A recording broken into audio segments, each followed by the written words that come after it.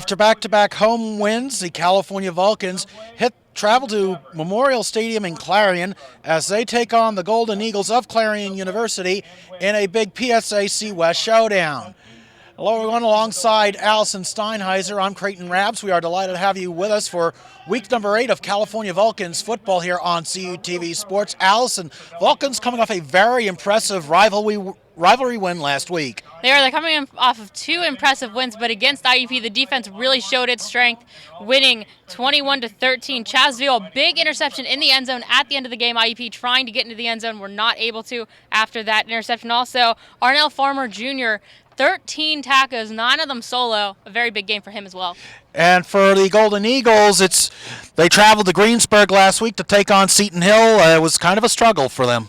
It was. They lost 30-16. Short, though, had a good game. 6 tackles for a loss. Total of 30 yards on those tackles. Good enough to win, or to be honored as PSAC Defensive West Athlete of the Week. And it was Seton Hill's first win in Greensburg in 4 years. Meanwhile, last time these two teams met was last season at Adamson Stadium, Allison. It was a rather dominating performance by the Vulcans. It was. California came up big in the second half. In that game, they won 35-3 and had 474 total yards of offense, led by James Harris, 214 yards and a touchdown. Jeff Knox also got into the end zone twice. And speaking of James Harris, he is one of our players to watch for California. He has had quite an impressive run over the last 5 weeks. He has. He's been very good this season. Total yardage, 1,987.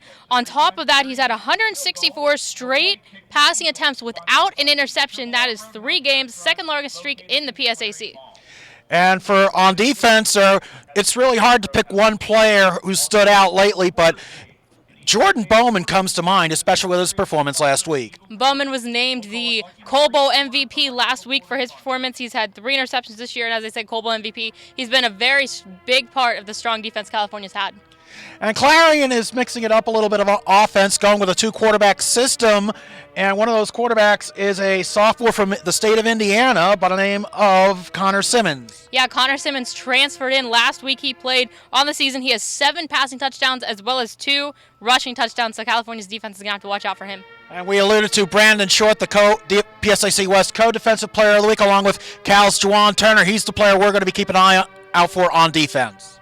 Yeah, you're going to have to watch for Short. This offensive line is going to have to make sure they know where he's at all times because he gets into the backfield a lot. As we said, 6 tackles for loss last game. He's going to try to add some more on the California offense today.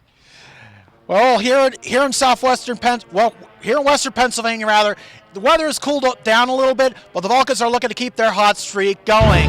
When we return, Allison and I will have all the exciting action as California takes on Clarion next on CUTV Sports.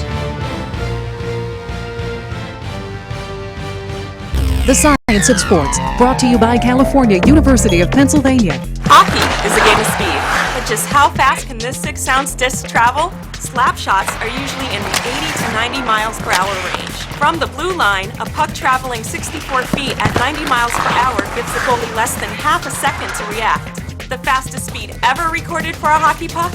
A blistering 119 miles per hour. The Science of Sports, brought to you by California University of Pennsylvania. Since 1937, the Student Association Incorporated, known as SAI, has served the CalU student body by providing activities, programs, and services. Every enrolled student has the ability to take part in over 125 different clubs and organizations. Managing participation in every SAI activity is easy with OrgSync, a powerful tool for staying connected. Located 1 mile from campus, the SAI Farm has 94 acres of meeting and recreational space. SAI, it's your student association. With 18 institutions, my conference is the largest league across all NCAA classifications. With nearly 7,000 student athletes competing in 23 championships, my conference sponsors the most championships in Division II. With a 78% academic success rate, my conference graduates student athletes well above the national average. We compete with passion. We take pride in our efforts in the arena and in the classroom. The Pennsylvania State Athletic Conference. Passion, pride, Pennsylvania. For almost 30 years, CUTV has been the campus and community home for local news, sports, and entertainment. Broadcast in 100,000 homes in southwestern Pennsylvania, CUTV provides complete coverage of Vulcan sports as well as high school football coverage. Broadcast weekly live, CUTV News Center provides coverage of local and campus events, weekend weather, sports highlights, and feature stories. For more information on CUTV, check us out on the web, friend us on Facebook, or follow us on Twitter.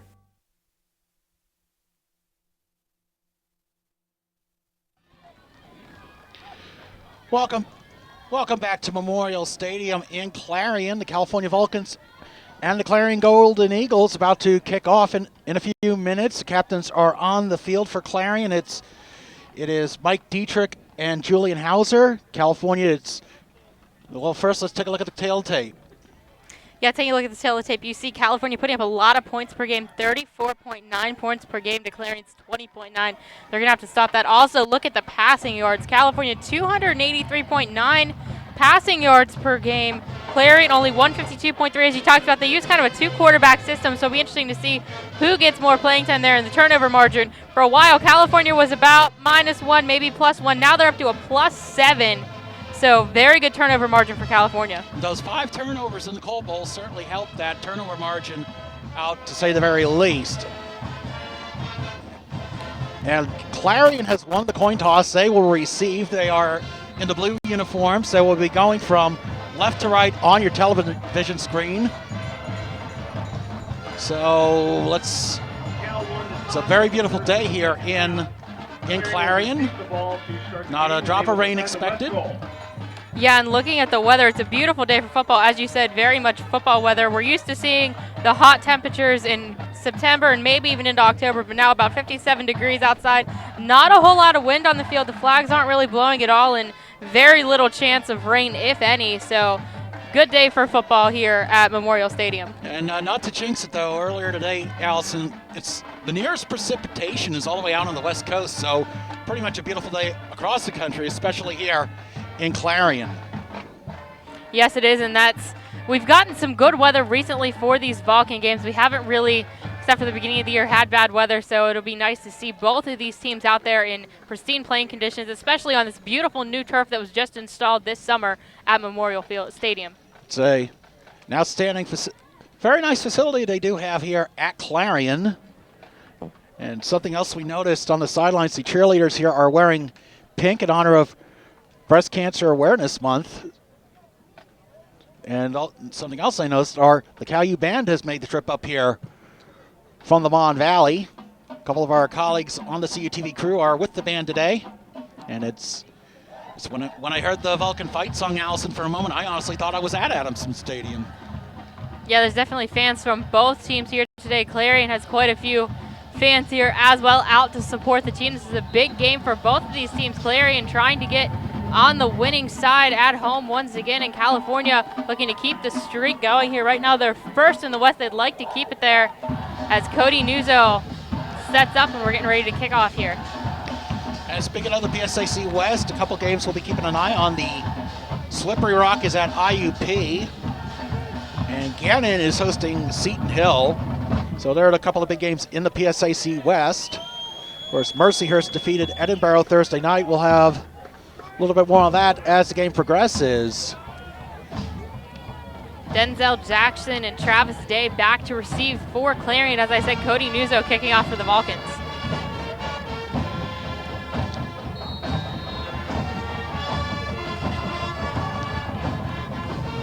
The Vulcans are lined up. Here comes Cody Nuzzo.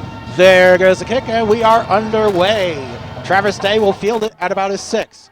Runs across, gets the ground along the 10-yard line, gets to about the 15-yard line. That is as far as he will go. There's going to be a late flag on the play. Have to see what the call is here. And we have the starting lineup here for California's defense. These are projected starters because sometimes, depending on game situations, you may see changes in formation, but they're your front 7, Juwan Turner. Yeah, they've been a very strong front 7, and there you see the defensive backs also very strong. You could have picked any 4 of those players last game, had some great tackles, and Creighton, they're going to re-kick here. Yes, illegal formation was the call. But, and Also, not pictured, but worth noting, Allison, we will sometimes see Chaz Veal if they go into a 4-2-5 formation that Mike Lopez often employs. So we will re-kick, and I'm surprised I guess they will not reset the clock to 15 on the re-kick. So it was an illegal formation against Cal. They'll kick off now from the 35-yard line. So rather worth noting, Allison, California, one of the most penalized teams in the conference. So,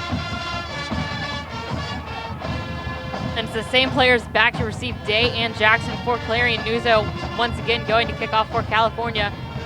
As you said, from the 30-yard line, pushes them back a little bit more, and California's special teams have been very good. They're going to have to get a stop here. They're not going to let Day or Jackson get very much yardage. They certainly have done a good job on coverage and other aspects of the special teams, so we'll see how good the cover teams perform here as Nuzzo once again kicks it away. And it's going to be Jackson fields it at about the 10, takes it to the 15, crosses the 20. He gets forced to about the 27, 28-yard line. That is where the Clarion offense will set up shop, and we mentioned Connor Simmons, part of that two-quarterback rotation for the Golden Eagles. And he will be out there to start the game for the Golden Eagles, trying to get on the board early. The ball to the 28-yard line. He's going to need some protection from his offensive line. As you take a look there, you see the Kress brothers. They've been strong pretty much all season. Cameron Kress, the center, giving him some protection. Yeah, we mentioned as we said, the lineups, sometimes those are projected. We see Corey Ford, 37, out on defense for the Vulcans, lined up out in the defensive backfield. So it'll be 1st and 10 from the 28-yard line for Clarion. Simmons back to throw. Looks, the short screen pass is at the 30, 35, 40. That is Bobby Thomas gets into California territory. So the first play of the game for the Golden Eagles.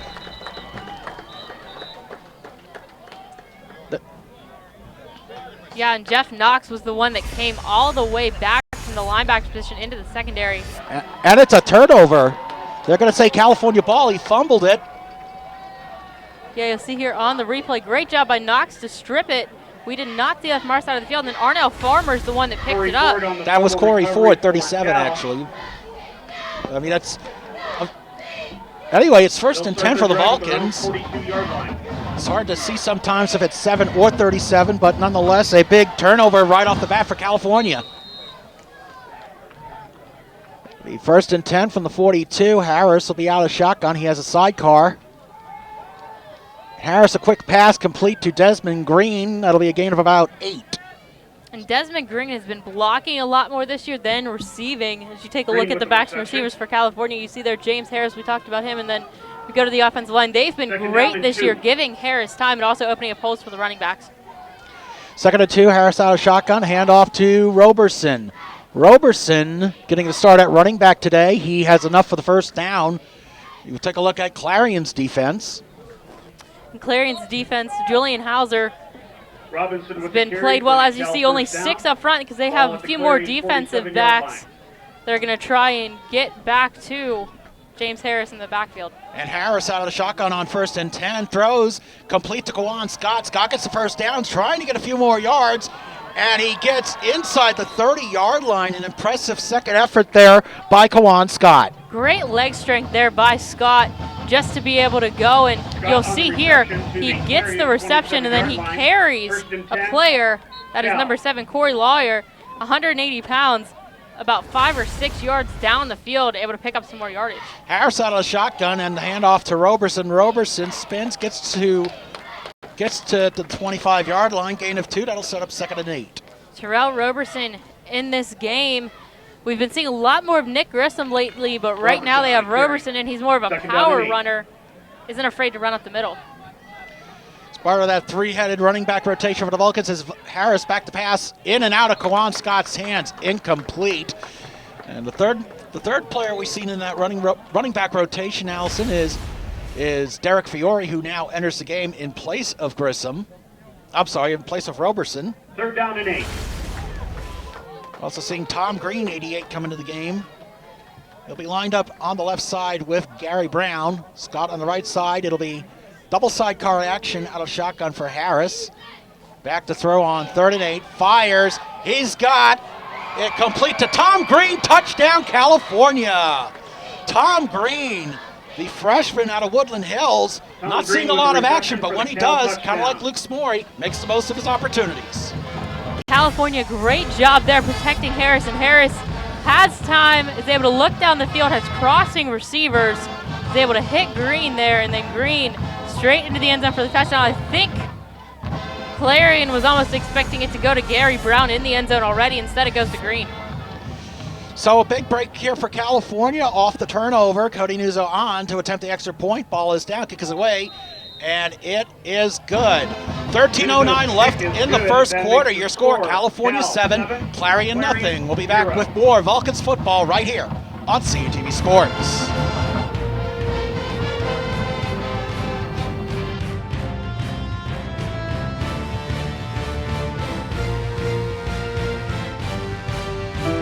One decision, endless possibilities. California University of Pennsylvania opens your mind to more than 130 programs of study. Programs that matter to business, to justice, to our environment, to the future of our world. California University of Pennsylvania, because the world is waiting for you. Scholarships are available now.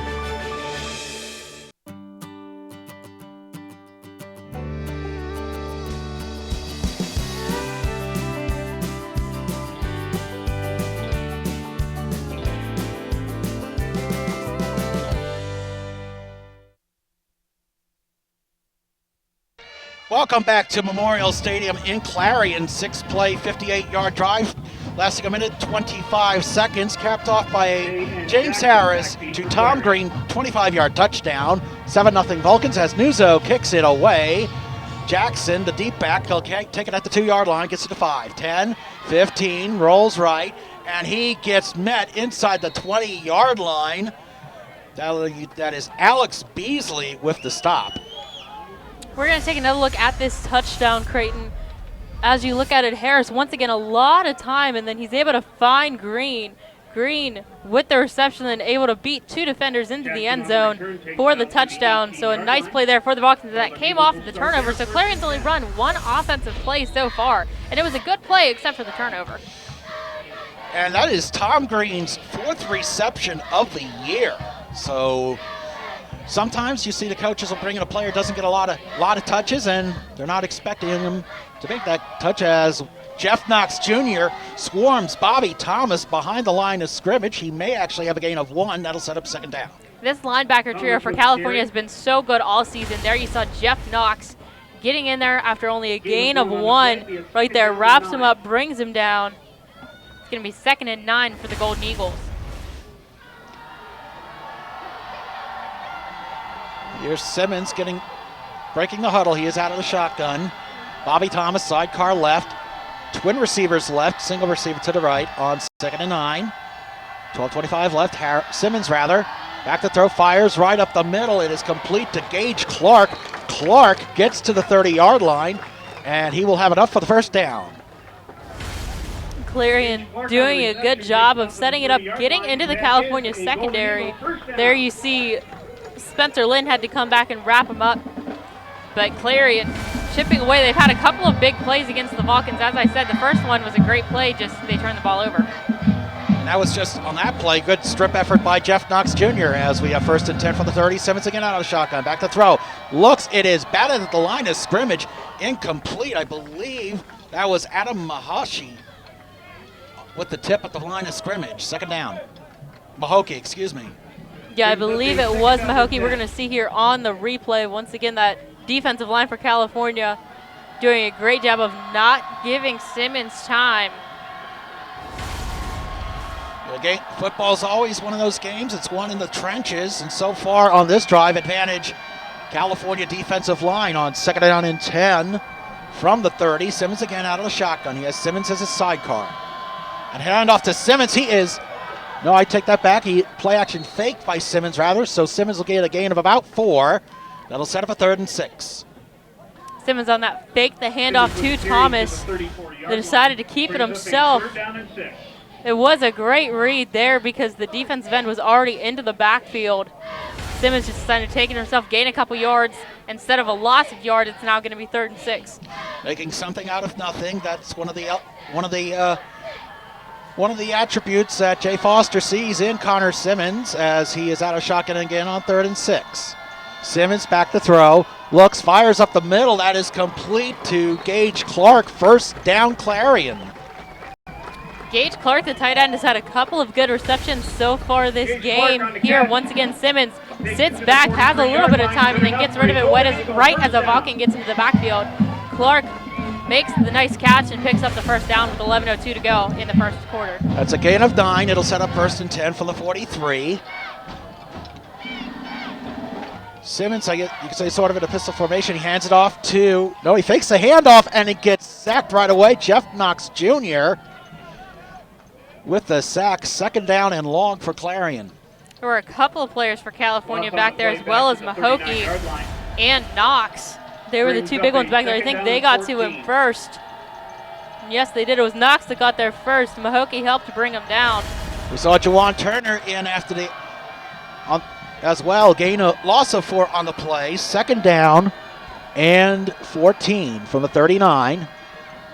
They are actually, on the stats, they are crediting it as a rushing loss as opposed to a sack, but nonetheless a big loss there by the Vulcans defense, or forced by the Vulcans defense, I should say. Simmons hands off to Thomas. He's going to get stopped after a gain of about 2. That'll set up a 3rd and 12.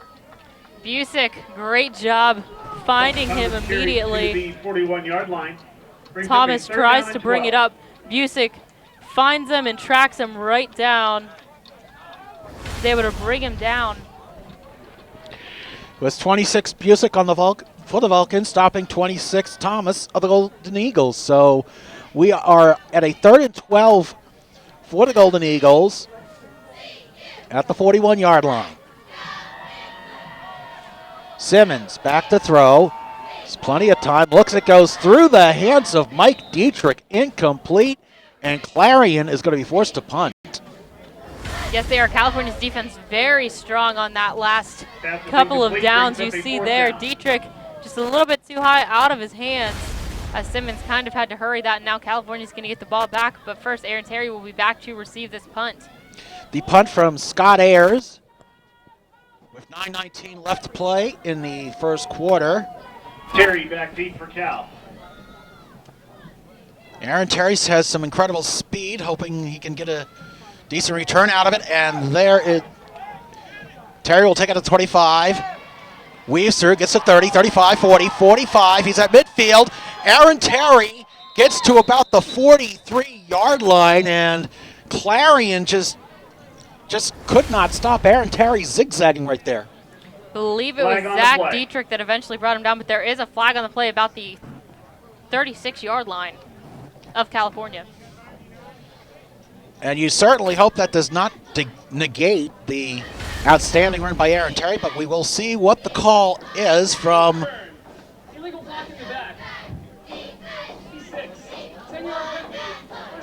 And it's an illegal block in the back as called by referee Jeff Pumphrey. So they will mark it off from the spot of the foul, which was the 35-yard line. And that'll set California up with 1st and 10 from the 25 with 9:06 left. And you see there, whenever California has the ball, they put up a lot of yards on offense. 428. Clarion struggles a little bit on defense. 327.1 yards allowed per game. It'll be 1st and 10. They're actually spotting the ball. Harris out of shotgun, looks, fires right up the middle, complete to Tom Green. Green's going to get about 5 yards before he's taken down. That'll set up a 2nd and 5. James Harris very patient back there. Again, this offensive line doing a great job of giving him time. Looks off a couple of receivers, then dumps the ball off to Green. Green with the nice pickup, a low-risk play there. Harris out of shotgun, up the middle. It is incomplete. It looked like it was intended for Mark Thomas. First time we've called his name today, so now that sets up a 3rd and 5. Yes, it will be 3rd down, and you see here a little bit more pressure. Clarion's defensive line getting into the backfield. There were a couple of players back there. Harris just tries to dump it off quickly. 3rd down. And it looked like Thomas had a good shot at it, but was not able to hold on. But nonetheless, twin receivers to the left. Harris has sidecars on either side as he is out of shotgun. He's back to throw. Fires intended for Derek Fiore, but out of Fiore, not able to hold on. Incomplete. It's 4th down. Pass is incomplete, brings up a Corey Lawyer with good coverage here. Harris was looking downfield all the way and then tries to go over and find Fiore, who had come into the game. Not able to hang on to it just a little bit too far, and California forced to punt for the first time today. Andrew Surratt, one of the leading punters in the conference.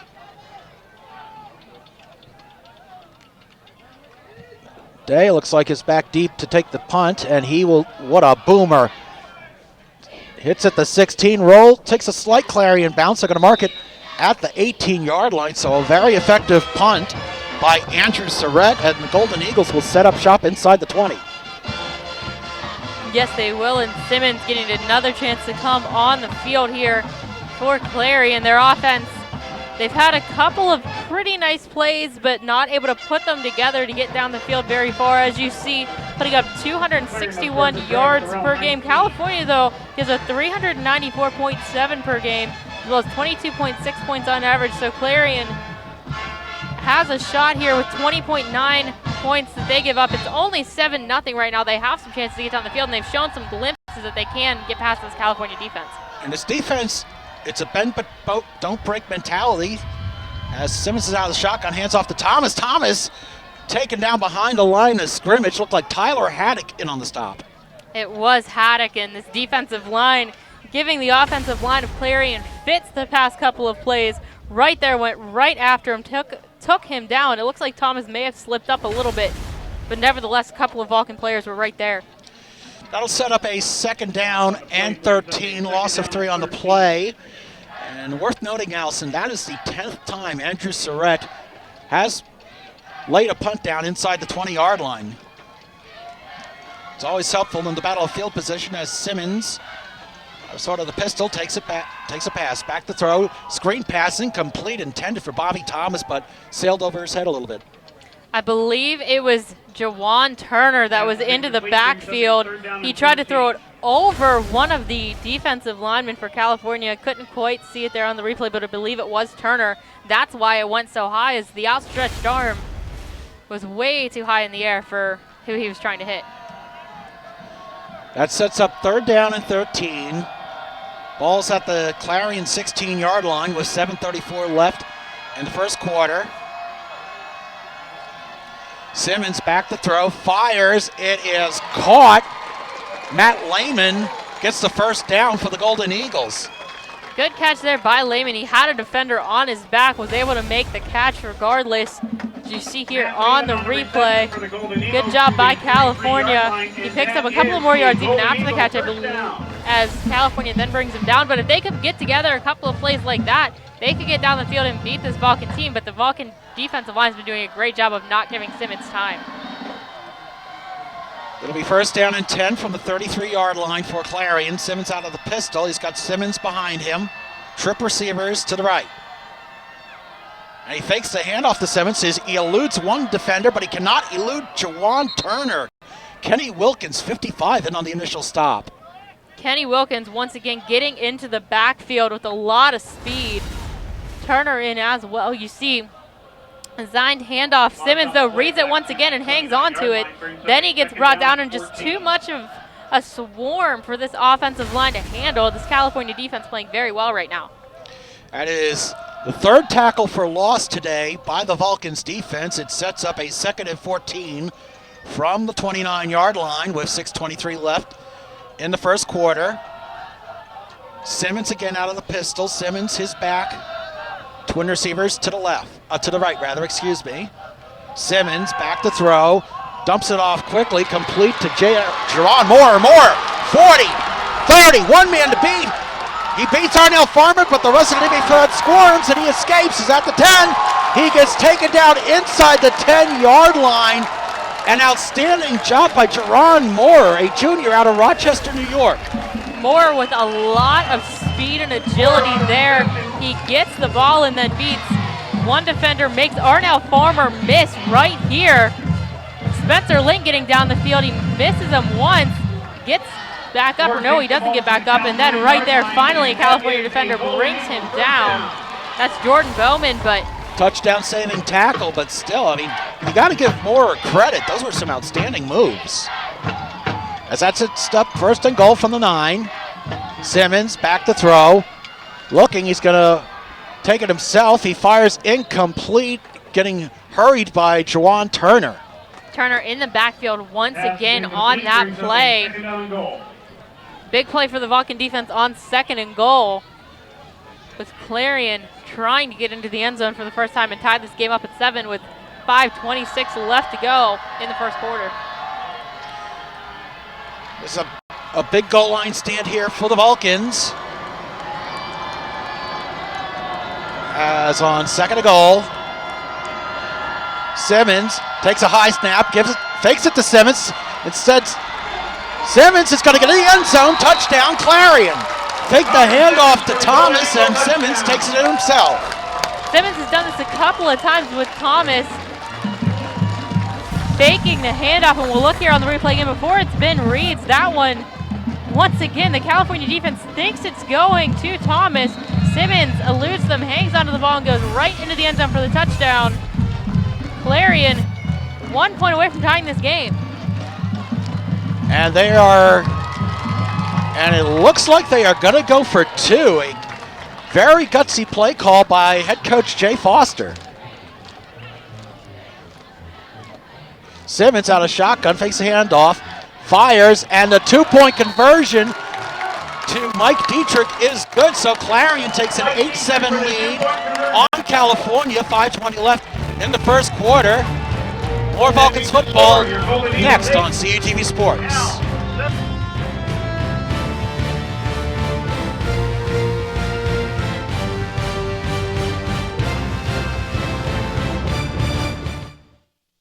Since 1937, the Student Association Incorporated, known as SAI, has served the CalU student body by providing activities, programs, and services. Every enrolled student has the ability to take part in over 125 different clubs and organizations. Managing participation in every SAI activity is easy with OrgSync, a powerful tool for staying connected. Located 1 mile from campus, the SAI farm has 94 acres of meeting and recreational space. SAI, it's your student association. CUTV, California University Television.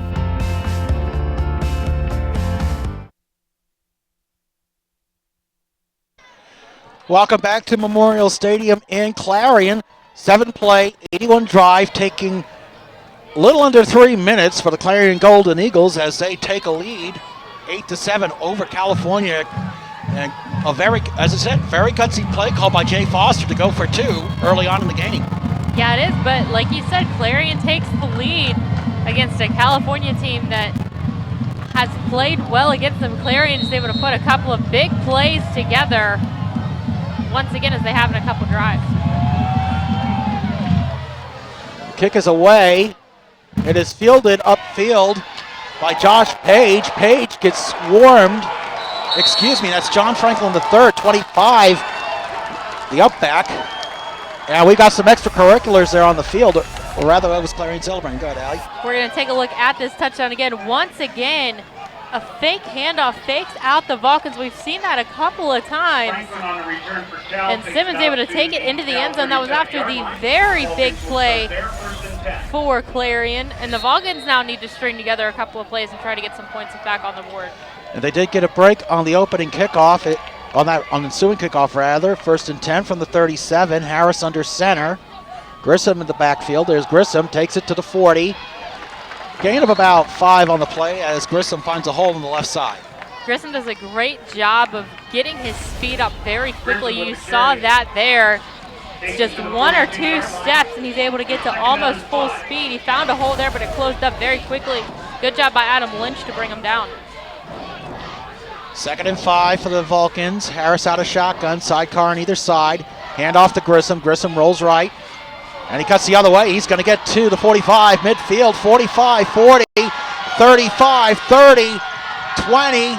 He gets taken down at the 15-yard line. That is Connor Scott and Miles Edmonds on the stop, but not before a big first down gain. Watch this play. The second Harris hands off, he goes down the field to get some blocks. There you see Grissom, he finds a hole. If he has a hole, you're going to see a block here by James Harris coming up right there off the screen. Allowed him to pick up about 5 or 6 more yards on the carry to get inside the red zone. Harris again hands off to Grissom. Grissom up the middle gets a gain of about 5 yards. That's the kind of unselfish play you like to see from everybody on offense chipping in on their part. Grissom with the carry to the 10-yard And you see Grissom carrying it a lot. He's one of those players where if he has a hole, if there's a hole open, he's going to find it and he's going to go through it as fast as he can. That's what California's trying to use him for, but right now he's going to check out. You're going to see Roberson come in. Also see McCauley at fullback, and there's a handoff to Roberson. Roberson gets a first down. He down at the 1-yard line, and so now 1st and goal for the Vulcans. They are striking right back. And it seems like California's offense has woken up a little bit. This Clarion team is up right now, but California not messing around anymore, getting down the field very quickly and playing to their strengths. And again, we're going to see McCauley in at fullback on 1st and goal from the 1. They're going to line McCauley up out on the right. Fullback in between 2 tight ends, Butler and Des Green. McCauley goes in motion. Here's the handoff to Roberson. Roberson, end zone, touchdown, California. So the Vulcans answer right back with a very quick, workmanlike drive. Very quick and a lot of running on this drive. You're going to see here they're going to run into the end zone. Roberson with the touchdown finds a hole, drags the Clarion player inside the touchdown. I believe that was Rocco Yager that he dragged in. Nevertheless, 6 points on the board and California retakes the lead. 11th touchdown on the season for Terrell Roberson, the senior from Woodland Hills, as Cody Nuzzo on to attempt the extra point. Ball is down. We have a penalty on the play. A 5-play, 63-yard drive that took 1:52 as we await the call from the referee. It's going to be an illegal substitution against Clarion. They had 12 men on the field, so half the distance to the goal. Now California will have to see if they go for 2 or if they just decide to leave Nuzzo out there and kick. They're going to... And there's Cody Nuzzo is on the field, so they will reattempt the point after with Harris at holding.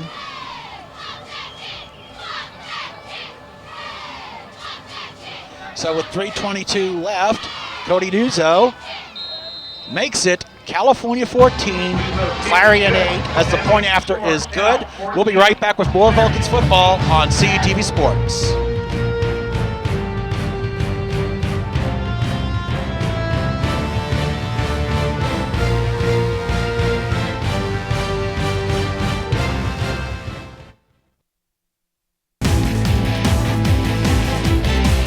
Watch the best plays.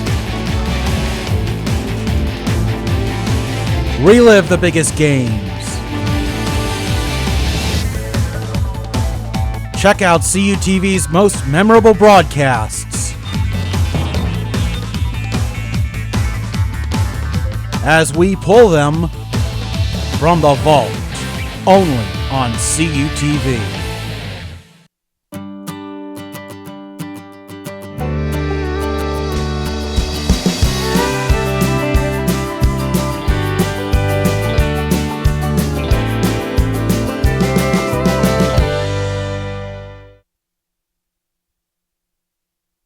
Welcome back to Memorial Stadium in Clarion, California, taking a 14-8 lead over Clarion as Cody Nuzzo about to kick deep to Denzel Jackson, 32, and Travis Day, 28. Nuzzo with a boomer. Day's going to take it at his 4. Gets it at 10, goes against the grain, gets to about the 15-yard line before the Vulcans coverage gets down there. Isaiah Scott and Alex Beasley on the stop. Yeah, and We're going to take a look at the long run that really set up this touchdown. And on this run, Nick Grissom was in for California. He did a great job getting the handoff from Harris. And now we're going to take a look at it. As you see here, Harris hands it off, and then Harris starts down the field. Nick Grissom starts that one way and then cuts back the other as he saw a huge hole. Gets some blocks from multiple players, but including James Harris right there was a block off the screen. You couldn't really see it, but it enabled him to pick up about 6 more yards, get inside the red zone, and then California was able to just chip away at the defense. And we have a injured Clarion player that we're not sure who it is at the moment. The training staff tending to him. And that is going to be Zach Dietrich. And here's the PSAC West standings, Allison. Yeah, right now California in control, 5-2 in the conference, 6-1 overall, but they're 5-1, excuse me. I was looking at IUP, Gannon, and Slippery Rock all have 2 losses in conference, so they're right on the heels of California. So it'll be interesting to see how the rest of this schedule plays out. Speaking of Gannon, who California will face, they are at halftime in Erie. Seton Hill leading Gannon 28-17 as Simmons out of the shotgun on 1st and 10 for the 17. And that was Zach Dietrich, the injured player for Clarion, the brother of Mike Dietrich, the tight end, 44. But Simmons takes the handoff, fires it down the field. He's got Caleb Mancini, incomplete, overthrown. Yeah, that one just overthrown. Like you said, they were trying to go for the long ball there with Mancini. Just a little bit too far on that play. Not able to rein it in. So they'll have to reset here and try again, 2nd and 10 with 3:10 left to go in the first quarter.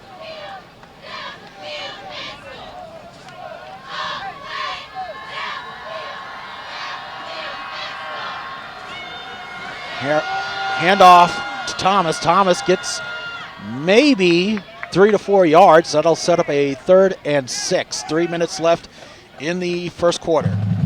Thomas has gotten his name called quite a few times today, trying to chip away at this California defense. Sometimes it's gone directly to Thomas like it was there. Jeff Knox brought him down. Other times Simmons has decided to hang on to it himself. Wind it looks to be picking up just a little bit here at Memorial Stadium. We saw it's now at about 13 miles an hour, gusting to, we're calling for gusts of about 25 miles an hour. As it is a 3rd and 6. Simmons back to throw, fires up the middle. Mike Dietrich with the catch. Let's see where they spot him. He may have the first down. We'll wait for the official signal. I think he's going to be just short, about a yard short. No, they are going to give him the first down.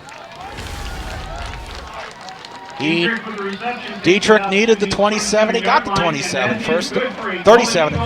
No, it is the 27. My apologies. I was looking at the scoreboard. But a big. So that'll be another 3rd down conversion by Clarion. 2 minutes left in the first quarter.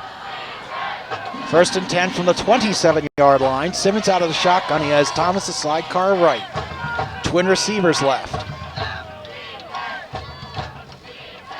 Simmons back to throw. He's getting pursued, but he gets a pass off in time, heading in the general direction of Mike Dietrich, but he was well covered and pressured.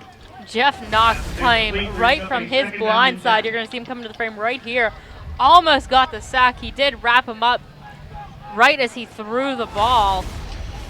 Nelson, we also saw Jordan Lardani, 42, heading from the other direction. So the Vulcans defensive line bringing it as we have 2nd and 10 with 1:42 left in the first quarter.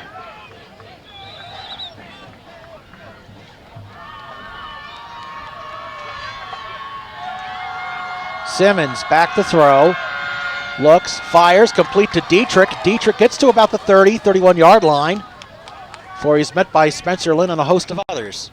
Good catch by Dietrich. He had to open himself up a little bit to make that catch, as it was just a little bit high. He had to throw it high to get it over the defensive line, then able to hang on to it as he got hit. Spencer Lynn wrapped up his legs right away and brought him down. And Allison, we saw a lot of this last week in the Cole Bowl. IUP's quarterback Chase Hazlitt targeting his tight ends his tight end, and Carswell, the wide receiver. It looks like Clarion taking a page out of the Crimson Hawks playbook, if you will, on 3rd and 6 from the 31-yard line. 1 minute remains in the first quarter as Simmons out of the shotgun, back to throw. He's getting pursued. He takes it himself. He's going to get the first down as he slides before he is stopped by Rodney Gillen, but not before another Clarion first down. Good read here by Simmons. Once again, he's doing a great job of going through and seeing who is open. Realized there was nothing open, but he had a hole. So he goes, gets the first down, and slides before he can get hit by Rodney Gillen. Clock rolling with about 32 seconds left. There is about a 10-second differential between the play clock and the game clock as it's 1st and 10 from the 37. Clarion 4 for 5 on 3rd downs today as Simmons again out of the pistol. Trip receivers to the left, and he's back to throw. Looks, steps up, fires. Intercepted by Aaron Terry. And yet they are calling it an interception. It looked at first like he might have trapped it, but the referee saying that he did get it. Turnover, California. Great play there by Aaron Terry. Just a little bit too high. I don't think that got tipped. And Terry, good job getting underneath it before it can hit the ground to pick up the interception. And California, that's the second turnover today that the defense has gotten. And now the offense is going back on the field. We saw Jeff Knox Jr. with the strip fumble on the very first play, Clarion's first play of the game. So with 9 seconds left, Vulcans will have 1st and 10 from their own 45. Harris out of shotgun, hands off. Grissom going to get to about the 46-yard line of Clarion, which is where forward progress spots him, and that'll be the last play of the first quarter. Your score, California 14, Clarion 8, and we will be back with the second quarter.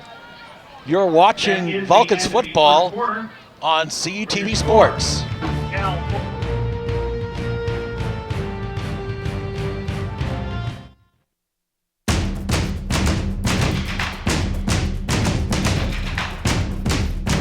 Don't miss a second of the exciting 2014 California University Vulcans football season. Whether home or away, CUTV is your home for Vulcans football. Watch every step of the way as Coach Keller and the Vulcans strive for a PSAC title and NCAA playoff berth. Your home for Vulcan football, CUTV.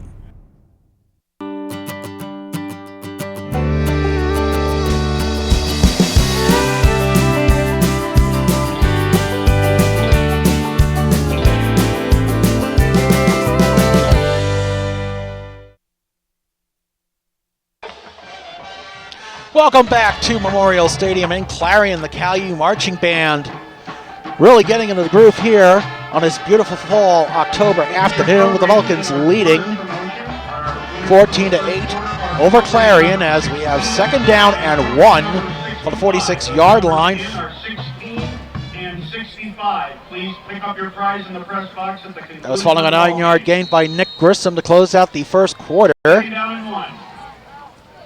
Again, 2nd and 1. Harris out of shotgun. Hands off to Fiore. Fiore is going to get to the 35-yard line. Derek Fiore, we haven't seen a lot of him this season, but when he comes in, he's the change of pace, if you will. Yeah, he's come in some different roles for California, been maybe more of a blocking back sometimes more of a receiver. But in this, like you said, just right there, he did a good job of running the ball. Nick Grissom also in the backfield. Vulcans on 1st and 10. Harris back to throw. He is going to get met by Kwame Bell. That is going to be a sack of a loss of about 4. Bell, great job getting into the backfield. That doesn't happen very often. Harris, normally it's quite a bit of time, and whenever he doesn't, he's able to get rid of it. That time, though, hangs onto the ball just a little bit too long. The pocket collapses on him, and Bell actually comes back. He was defended well, but then was able to get in and sack Harris. That is only the 12th sack allowed this season by the Vulcans. 2nd and 14 from the 40. Flag is thrown. We may see a free play out of it. It is incomplete, but it looks like Clarion will probably get flagged for offside, so we'll wait and see what the call is. There might be, too. There's another flag that was thrown later at the 49-yard line.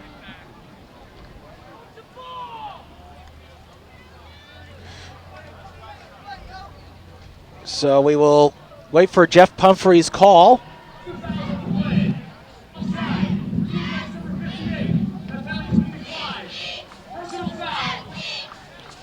And they're saying roughing the passer on Clarion, so it was an offsides and roughing the passer, Allison. Yeah, you'll see here, they knew it was a free play, and then as Harris released the ball, you couldn't see it on the screen, but he did get hit after he released it. They called that roughing the passer. As I said, the flag had come in later.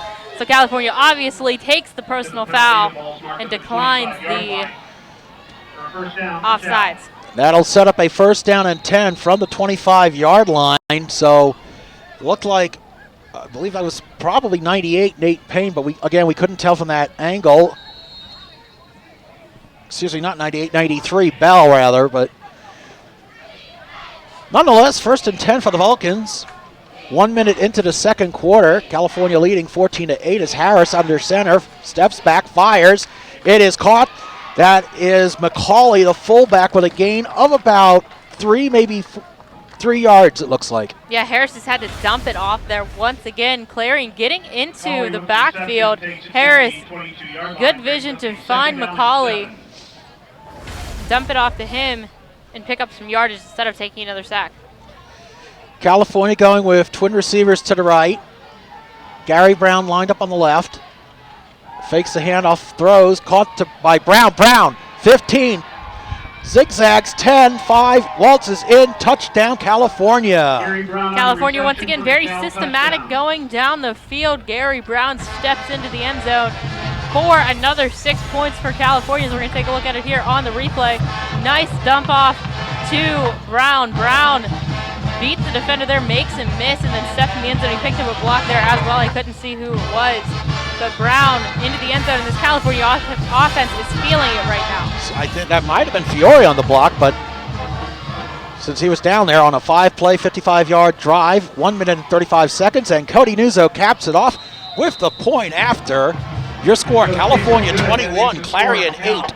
You are watching California Vulcans football on CUTV Sports.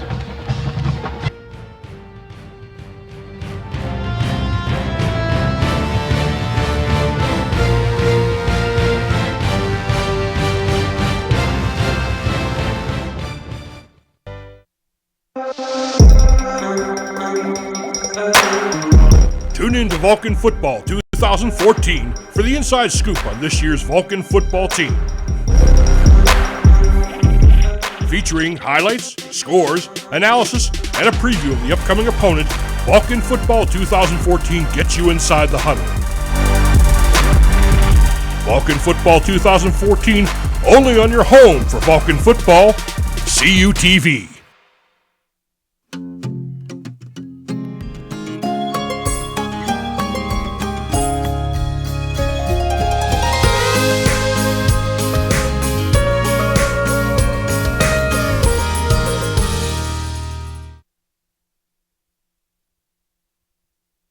Welcome back to Memorial Stadium in Clarion. The California Vulcans leading the Golden Eagles of Clarion 21-8. And Allison, we were noticing. Anyway, here is Nuzzo with a kick. Kicks it deep, and it is going to be Day. Gets it at the 15, 20, 25. Tries to thought he had a hole, but it got filled up quickly. Taken down at the 30-yard line by Alex Beasley. And here is the last touchdown California had on the drive. Once again, Harris dumps it off to Brown. Brown picks up a couple of blocks. Actually, this California team doing a great job bringing up blocks. I believe that was Kwan Scott with the block off to the side that allowed Brown to step into the end zone for the touchdown. Yes, Ernie the Eagle amusing us here today at Memorial Stadium as we have 1st and 10 from the 31-yard line. Simmons out of the pistol. He's got Simmons Thomas right behind him as Simmons back to throw. Looks, steps up, fires. It is incomplete, intended for Garrett Sigler. I think that might have been tipped. Once again, this California defensive line doing a great job of getting some hands on the ball. Yes, it was tipped. I did not catch the number. I believe it may have been Mahokey. And you are correct, Allison. Mahokey, only a freshman, so he's seeing a lot of playing time so far the last couple of games as we have second down and 10 from the 31-yard line.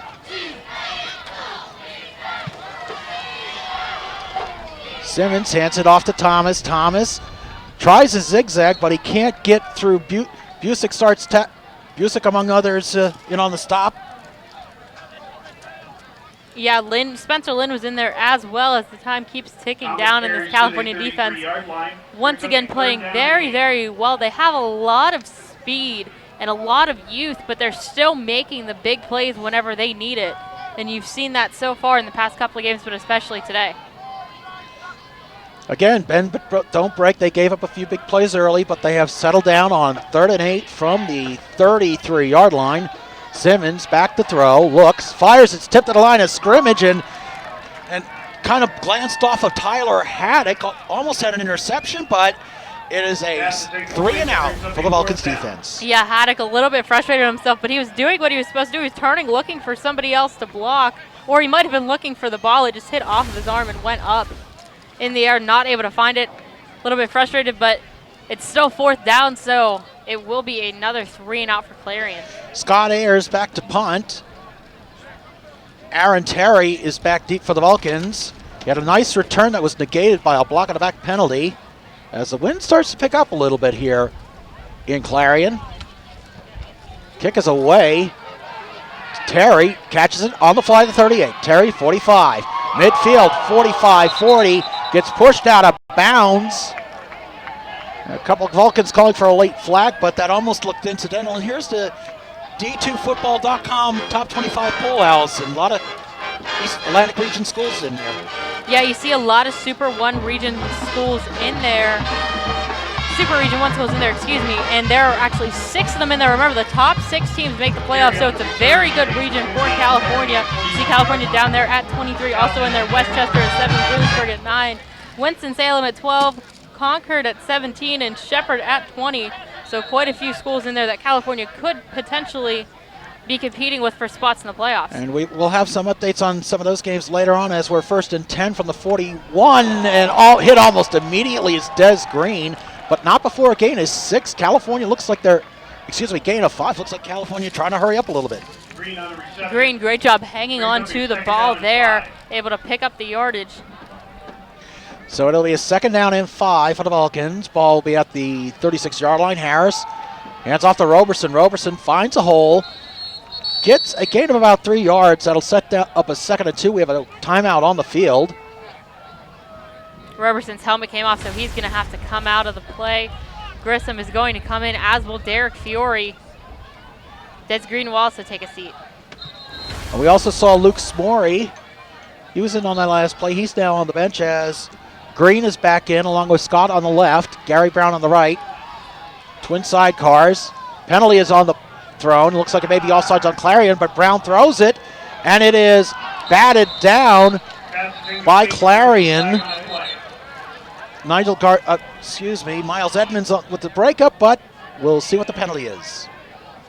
There were flags on both sides. I did see Brown jump early, but I don't know if he got pulled, and he did get pulled, so it will be against Clarion, and that will be enough for the 1st down for California. That's at least the 2nd Clarion penalty that has resulted in a 1st down for California, so the Vulcans getting a break on that play. It was a good throw by Harris, but it was right into double coverage. But nonetheless, we're back to live action. Hand off to Fiore. Fiore rolls right, bounces off a couple defenders, maybe gain of 1.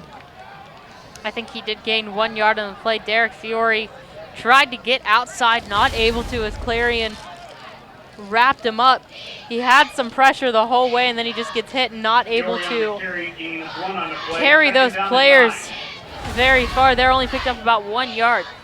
2nd down and 9 from the 27-yard line. Here's Grissom, rolls to his left. Penalty is thrown. Looks like it might be holding on California, judging on where it was thrown, but we'll wait for the official call, but a gain of about 1 on that play. It is going to be holding against California, so that play will come back. Still be 2nd down. Penalty is called on Jeremy Seaman, the junior offensive lineman. You know, Seaman missed a couple games earlier this year, as I recall, but that'll push California back to the 37-yard line. Second down and 19. Second down and 19.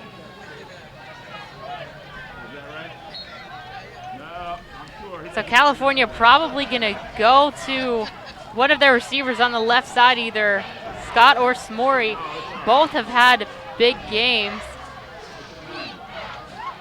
And you could see James Harris here open it up at a 2nd and 20.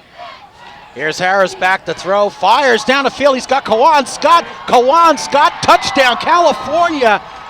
Allison, I think Mike Keller might be a little nervous. Good call. Once again, you have a quarterback like Harris back there. Let him use his arm. He's a baseball player too. So there you see him just confidently step back, throw the ball down the field, and whenever you have a receiver like Juan Scott who's so tall and just so great at those deep balls, you just let him go for it.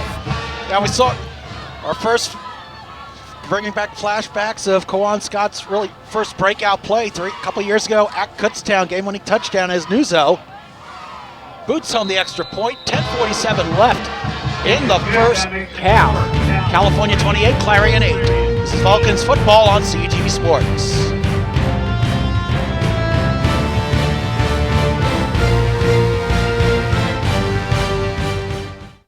CUTV News Center brings you the best in local news, weather, entertainment, and sports.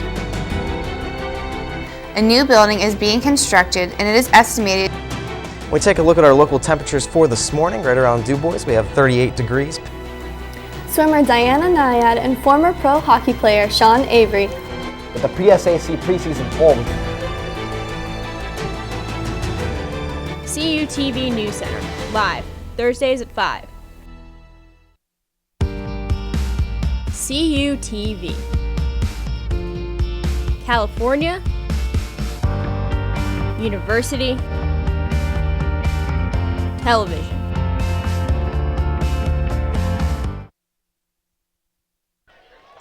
Welcome back to Memorial Stadium in Clarion. The Vulcans starting to open up a little bit on the Golden Eagles, 28-7. A couple updates from other action in the PSAC West. You mentioned Seton Hill leading Gannon 28-17. That's now start of third quarter. Slippery Rock on a 2-game losing streak, leading IUP early in the second, 17-0 as kick is deep. Bounced right off of Jackson. He muffs it, but is able to recover. He gets to the 15, and he is swarmed under at the 20-yard line. Allison. Yeah, there were some flags on the play. I think it was some extracurricular activities going on after the whistle. There has been a couple pushing and shoving matches afterwards. We'll have to see what it is. And here comes, I thought, actually,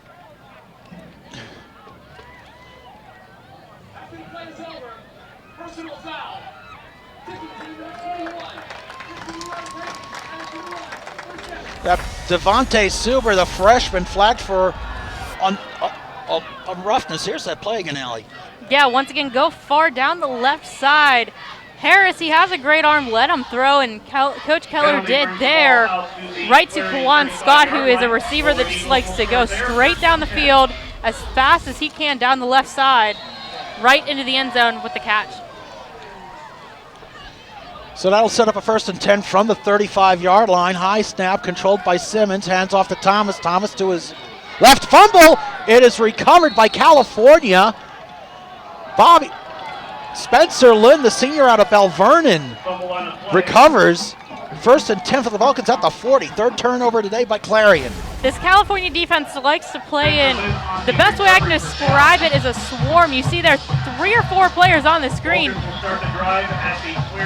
Aaron Terry with the forced fumble, I believe, and then Spencer Lynn able to pick that up and recover it. Nice play for the senior, and these linebackers, 3 seniors, have played great for California all season long. Well, and as great as the linebackers have been, we've also seen today it's Terry time here in Clarion, as it'll be 1st down and 10 from the Clarion 40. Harris out of the shotgun. He's got Sidecars on either side and fakes the hand off to Grissom. Fires, overthrows Fiore, incomplete, although that pass did look a little high. You wonder if maybe the wind had an impact.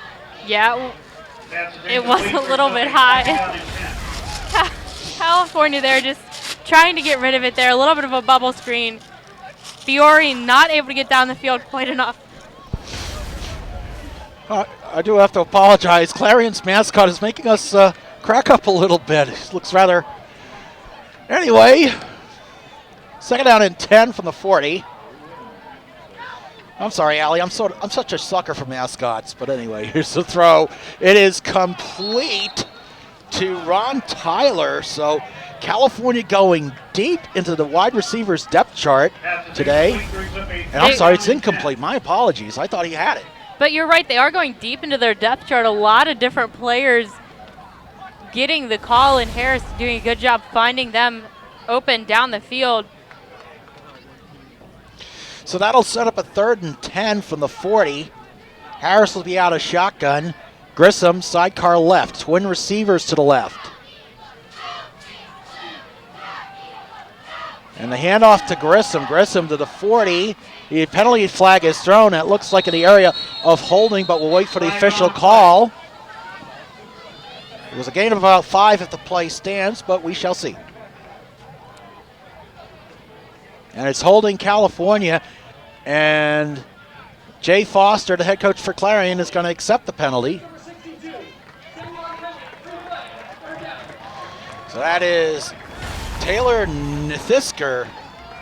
Yeah, Nathisker with the hold there, and he definitely wrapped up the defender. It was number 93, Kwame Bell. Wasn't too happy with that. Threw Nathisker down onto the ground after the play. So California gets backed up again, and the last time this happened, California picked up the yards very quickly straight into the end zone. It's 3rd and 18 now with 10:10 left to go in the half. Clock starts again as Harris out of shotgun, back to throw, fire. He gets sacked almost immediately. That is Julian Hauser, the senior from Altoona, one of the consensus preseason All-American for the Clarion Golden Eagles, and that forces California to punt. Hauser, a very good player, able to get into the backfield there. You see there, very excited about that play, and California forced to punt once again for the second time today. We will see Andrew Surrett out there. And Clarion, still some time left on the clock as it's ticking down, just over 9:30 left to go in the half, trying to put some more points on the board. And it looks as though Surrett will be kicking in the wind, Allison, judging from the flags on the top of the goalpost. And there's a kick. It is deep. He's going to let it bounce into the end zone for a touchback. Even into the wind, Andrew Surrett, they call him Das Boot. And, man, he has a boot on him, but didn't know your... Well, first we have a penalty on the play, but... Yeah, you look at the Know Your Foe right now for Clarion. It was founded in 1867. Of course, we're in Clarion, PA enrollment. Not quite 7,000 blue and gold, as you can see, in President Karen Whitney, the current president of Clarion University. And meanwhile, while they discuss the penalty, also we're noting they installed a new turf here, as we mentioned, here at Memorial Stadium. They're also working on some renovations to Tippin Gymnasium as well. We'll definitely be seeing that during basketball season. Well, we haven't had an exact timetable, but there was a lot of talk.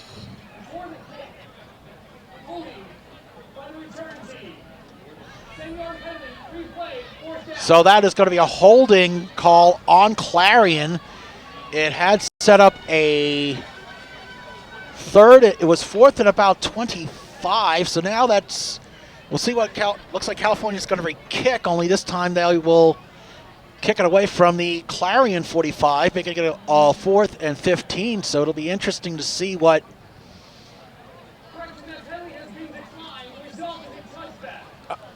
Okay, so they are actually going to decline it, rather. My apologies. But anyway, Allison, this is really, I said, we drove up here, on the way up here, went through downtown Clarion, very picturesque, old-fashioned, small-town Pennsylvania. Yeah, and Clarion trying to come on the field here, get some points on the board. Normally we come up here during the Autumn Leaf Festival, so we don't get a chance to drive through the town of Clarion. This time we did, and it's a beautiful campus right now. It's beautiful everywhere because most of the leaves are off the trees or they've changed colors. So very picturesque stadium for football today. And that'll be first down and 10 from the 20-yard line. Out of the shotgun is Simmons. Fires complete to Dietrich. Dietrich is going to get close to the first down. In fact, they will give him the first down, spotted at the 31-yard line. And these quick strikes have been beneficial for Clarion so far today. Either runs or just quickly getting a play off there. Spencer Lynn wraps him up, as well as Arnell Farmer coming in to help out with a tackle, but he did pick up enough for the first down. It will be first and 10 from the 31-yard line. Simmons hands it off to Thomas. Thomas goes nowhere, and Jeff Knox Jr. just pouncing. Another tackle for loss by the Vulcans defense. I think Jeff Knox has gotten to the backfield 6 or 7 times, whether he's been able to make a play every time or gotten blocked. Was able to get into the backfield there, loss of about 5 yards. So pushes the Golden Eagles back even farther. It's his second tackle for loss on the afternoon for Jeff Knox Jr., the linebacker who was formerly a running back for the previous couple seasons. That'll set up a 2nd and 15 rather, excuse me. Ball's at the 26. Simmons back to throw. He gets pursued. The pass is complete to Thomas. Thomas will get to the 35-yard line. We saw pressure by Mahokey. Yeah, you saw a lot of pressure there by Mahokey. You're going to see here on the replay, Mahokey gets into the backfield. Simmons just dumps it off once again. Thomas able to pick up some nice yards before he's brought down by a host of Vulcan players. Meanwhile, up in Erie, while we have a momentary stoppage, it is Seton Hill 24, Seton Hill 28, Gannon 24, with about 10 minutes left in the third quarter. Vulcans will face Gannon next week. 2nd down and 6. Simmons fires, complete to Dietrich. Dietrich is going to get the first down, and that's all he is going to get. Corey Ford on the tackle, but not before they move the chains.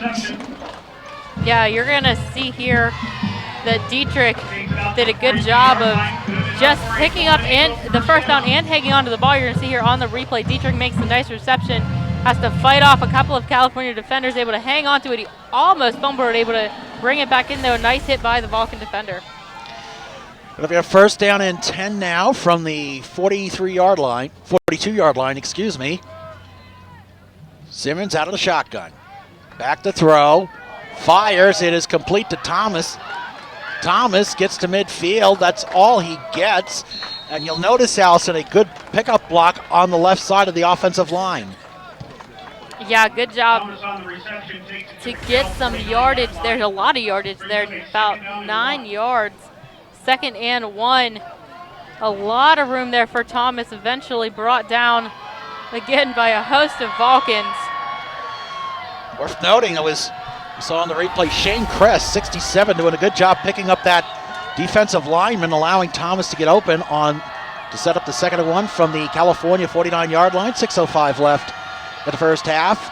Simmons out of shotgun. Dietrich in and out of his hands, incomplete. He was wide open right up the middle, Allison. Yeah, just in and out of his hands. I think he heard footsteps behind him. So kind of rushed it a little bit as he was getting ready to turn. Didn't quite have the ball yet. 5:59 left to go in the first half. Clarion still down by 20, but they are driving right now. And speaking of surprises, Allison, from over in the PSAC East, Shippensburg clinging to a 20-13 lead over Cheney. Credit the Wolves. They're playing giving the Red Raiders quite a battle today as we're back to live action here. 3rd down and 1 for the 49 of Cal. Simmons fires. Dietrich again drops it. Incomplete. Little frustration from the Clarion faithful on ours. Yeah, Dietrich. You see here, he had some time. Busick was behind him. I think he saw him coming and Now on 4th and 1, I think they are going to go for it as Simmons comes back onto the field. Try to just pick up that play. We'll have to see what Clarion decides to do. They tried to go 2 passes, and both passes did not work. I'll have to see if they try to run the ball here or if they try to go through the air once again. And I mean, those were good play calls. Make no mistake about it, Allison. It's just Dietrich unable to hold on both times as 4th and 1. Simmons hands it off to Thomas. Thomas up the middle, first down and then some. Thomas needed the 48. He got the 39. 1st and 10 Clarion. Thomas, good job powering through the hole there. As you see here, he has a hole open up, just makes his way through it. Aaron Terry tries to strip it again, not quite able to, as Thomas did a good job of hanging onto the ball. So with 5:40 remaining, California leading 28-8. It'll be 1st down and 10 from the 39-yard line. We're going to see Simmons out of the shotgun. He has a sidecar to his right. That is Thomas. Twin receivers to the right, single receiver left. Screen pass to Thomas. He gets back to the original line of scrimmage, and that's it. That was almost kind of looked like a backward pass there for a moment. Yeah, Thomas caught the ball, just barely got back to the line of scrimmage. The California defense being very strong again, not giving Simmons any options down the field. So no gain on the play. 2nd and 10 from the 39-yard line. Clock is rolling, 4:50 left in the first half. Simmons again is out of the shotgun. And he hands it off to, no, he faked the handoff to Thomas, but instead he gets swarmed under by Jawan Turner. Yeah, they've tried this play a couple of times previously, and it has fooled the Vulcan defense. Not this time, though. He gets brought down for a sack after about 4 yards, so it'll be 3rd and 13 is what they're calling it. 4:20 left to go in the first half. And we're trying to call up the defensive stats. That looks to be, I mean, that's at least 4 or 5, that's at least a 5th tackle for loss by the Vulcans today, as 3rd and 13 from the 42. Simmons out of the shotgun, fires. He overthrew his intended receiver, Gage Clark, so that'll set up 4th down and 13. Aaron Terry and Corey Ford were both on that side of the field. You'll see here Terry almost had himself another interception. Thought about diving for it, I think, but chose not to. Take the incomplete pass. It's 4th down, and I think Clarion is going to go for it as they keep Simmons on the field. Well, you're in 4-down territory, a little too long for a field goal, too close for a punt, as it'll be 4th and 13 with 3:55 left. Simmons again out of the shotgun. Fires, complete to Dietrich. Dietrich with the first down, needed the 29. He got the 25. Dietrich, a great catch there. You'll see he just goes down the sideline on the right side. Simmons finds him. He's able to be brought down right after he picks up the first down, but still able to get that first down and keep this drive alive. And an update from that Gannon-Seton Hill game. It is now 31-28 in favor of Gannon with about 7 minutes left.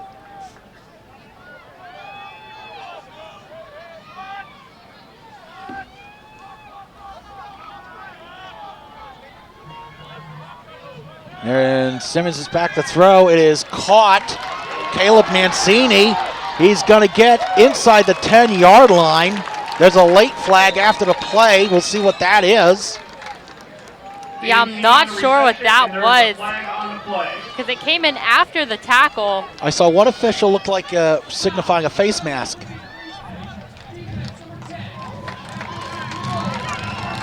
So another penalty. This time Jordan Bowman called for a intentional face mask. Yeah, on that one, after the reception, you see, actually it was on a block, I believe, that Bowman gets called for it. No, it was there, and he immediately knew what he did as he walks away, and then 1st and goal now for Clarion.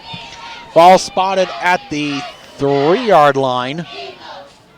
Handoff to Thomas. He wills his way into the end zone. It looks like, no, they're going to mark him about a foot or two short. So I'll set up 2nd and goal. very, very close to the end zone there. Second and goal, as you see Jeff Knox wraps him up before he can get into the end zone. The officials immediately signaled he was short. So Simmons getting a play call. The clock is rolling with 2:32 left.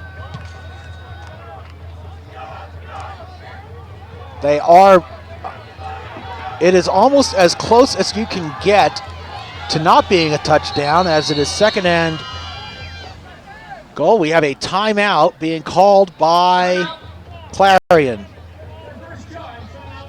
So here we see Clarion's schedule. They played a 1AA opponent to start the season, then they had back-to-back crossover wins on the road, and since then, Allison, it's been a struggle. It has been, but they've played some very good teams. Gannon, we talked about, was the top of the PSAC West coming into that game. They lost that game. Merciers, that is not a team you want to sleep on. I don't care where they are in the standings. Didn't put up the points against Edinburgh, but defensively had a little bit of a letdown, and then Seton Hill playing very well at Greensburg put up 30 points against them, and now their schedule doesn't look any easier. And here's the rest of the PSAC schedule. We also noted Edinburgh had already Merciers had already defeated Edinburgh. That game taking place at Erie Veterans Memorial Stadium. You see the rest of the schedule. The big one in the east is Westchester at Bloomsburg. Also in the west, Slippery Rock at Indiana. But bottom of that schedule there, you see Kutztown is at East Stroudsburg. East Stroudsburg making a late drive to challenge Westchester and Bloom in the east. So now we are back to live action on second down and goal. Ball from about the 9-inch line, if you will, give or take. And touchdown Clarion as Simmons faked the handoff to Thomas and takes it in himself. Simmons once again with a good read there. He saw a little bit of a hole and decided to take it as we look at the replay here. And Simmons dives into the end zone after the fake handoff. That play's worked a couple times for Clarion so far today. They decided to try it again. And it looks like they are going to go for 2 points here. That would actually make it a 12-point lead and make it a closer to a two-possession game, actually, as Simmons will be out of the shotgun. I mean, it worked the first time, so if you're Jay Foster, you figure, why not? Fakes the handoff. Fires to the corner of the end zone. It is picked off by Corey Ford. Ford is going to take it out of the end zone, but nonetheless, that was thrown right in double coverage with 2:15 left in the first half. Your score, California 28, Clarion 14. You are watching Vulcans football on CUTV Sports.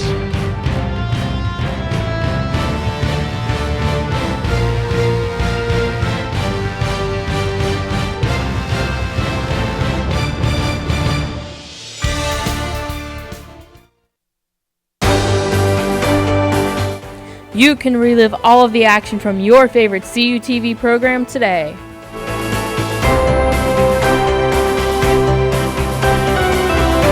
From regional championships to high school football, you can take home your favorite CUTV game or event to relive anytime.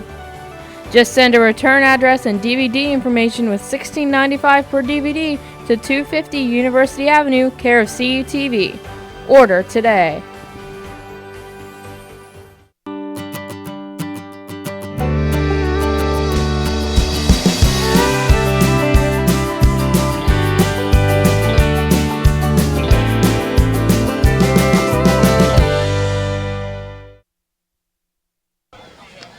Welcome back to Memorial Stadium in Clarion. Golden Eagles not going down without a fight. They having just scored on a 15-play, 80-yard drive that took 7 minutes and 5 seconds off the second quarter clock. We have 2:15 left in the half as the place kicker, looks like Scott Ayers actually, as the ball being held on the tee, kicks it away.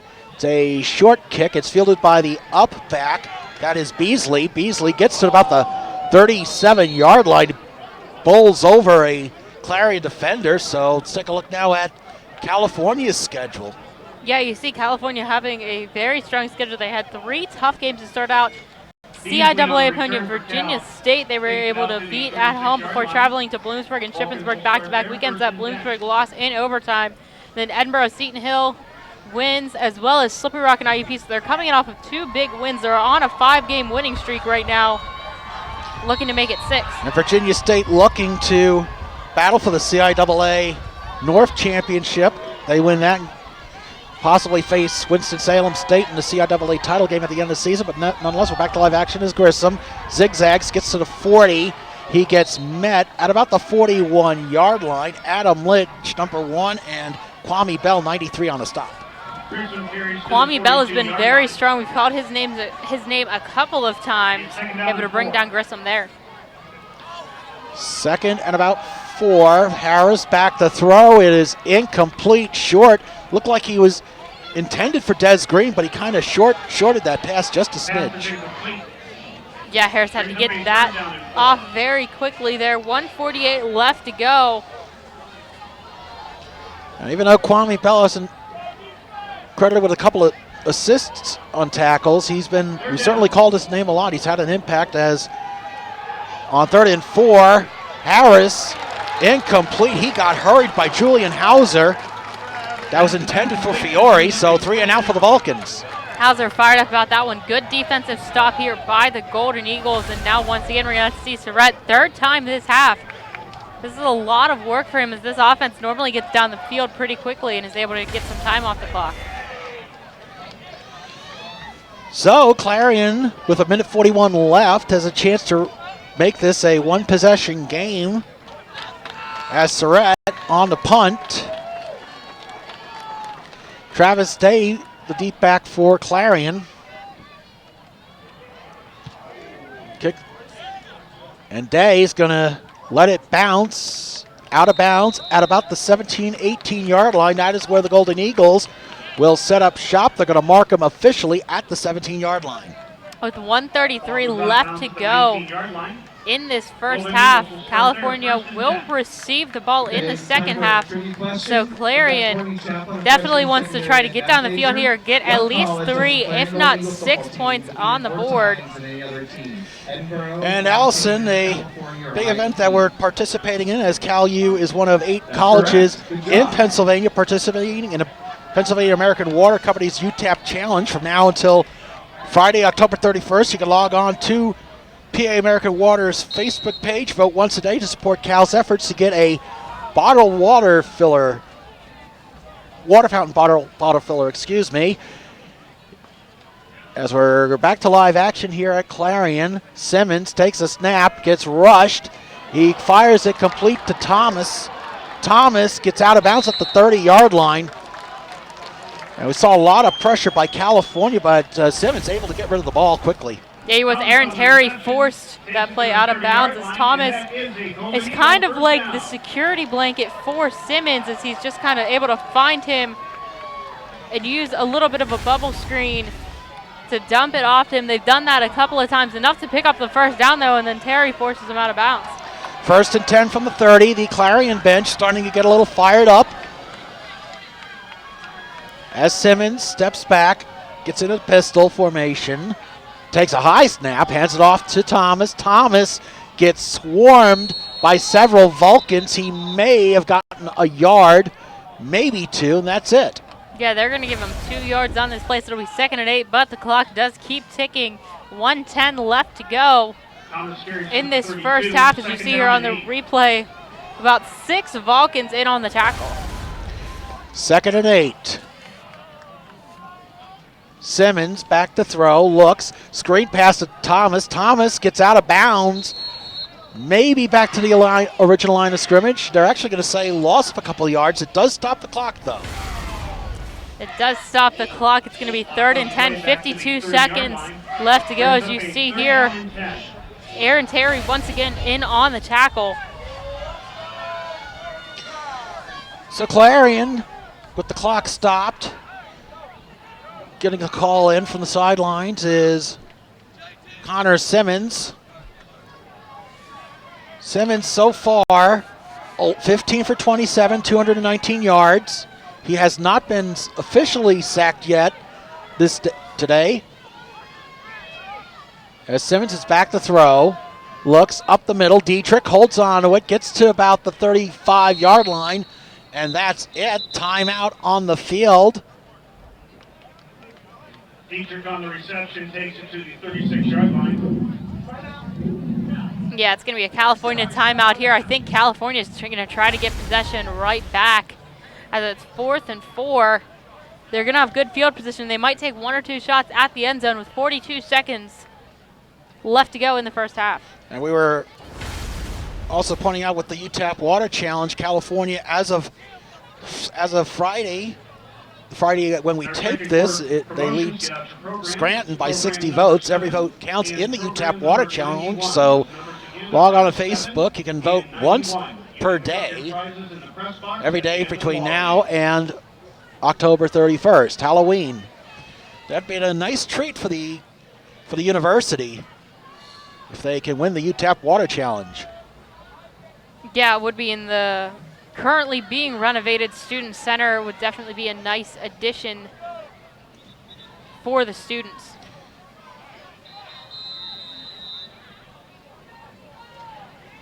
In California here, like I said, they're going to have a couple of chances at the end zone.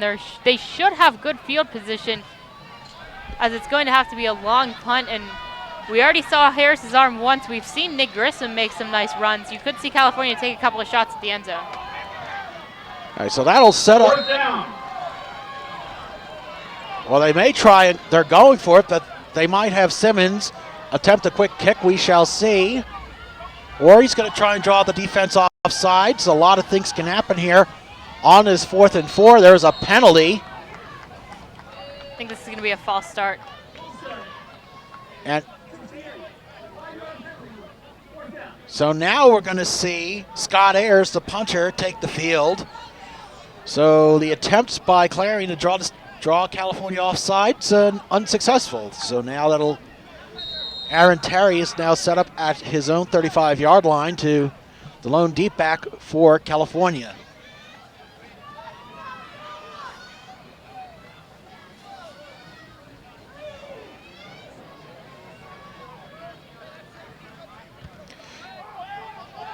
Terry takes it at his 37. He goes to the 40, 45, midfield, 45, tries to sneak through the seam, but he gets stopped at the 44-yard line, so 33 seconds left.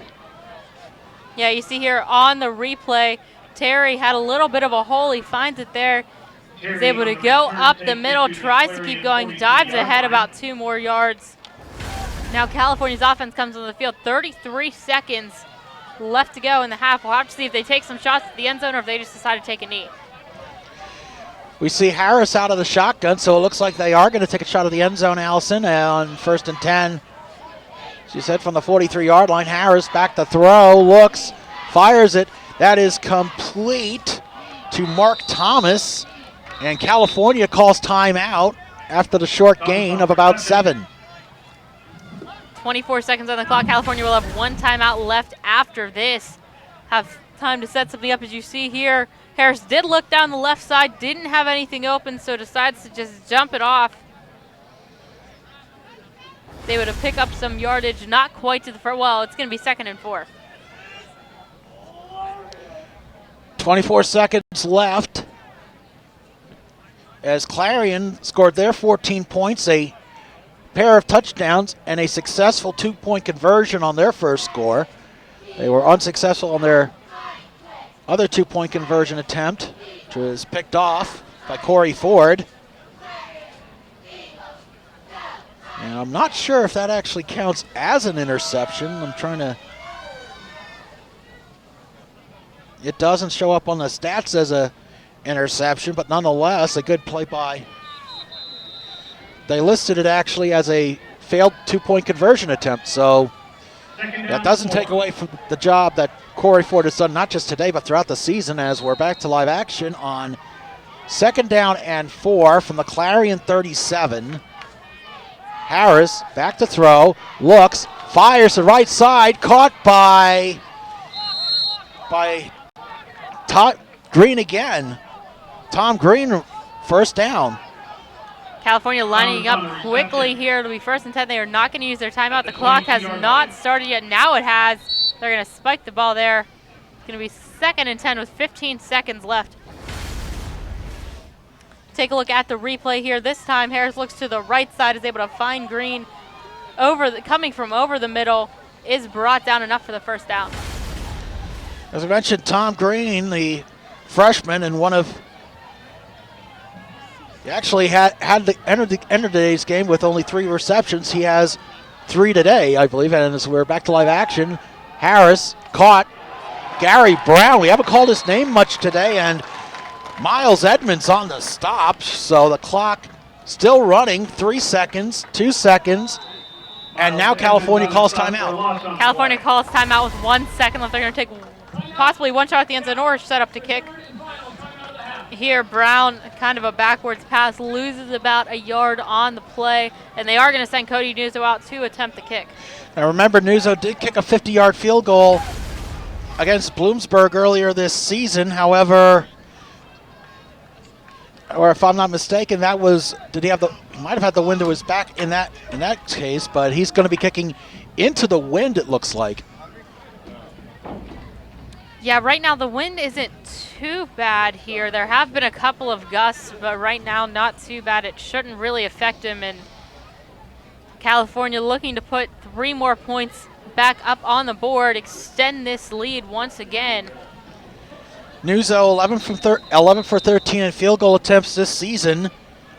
1 for 3 from 40 and beyond. And it is gonna be Mark. They're gonna have James Harris will set the spot up at the 30. So this will be a 40-yard field goal. 40-yard field goal attempt into the wind. Nuzzo is set. Snap. Kick is away. It's got the distance, and it is no good. Wide to the left, so we go to halftime. Your score, California 28, Clarion 14. Second half action coming at you right after this. This is Vulcans football on CUTV Sports.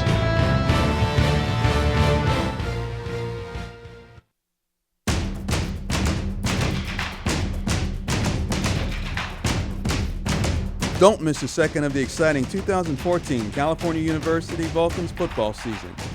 Whether home or away, CUTV is your home for Vulcans football. Watch every step of the way as Coach Keller and the Vulcans strive for a PSAC title and NCAA playoff berth. Your home for Vulcan football, CUTV.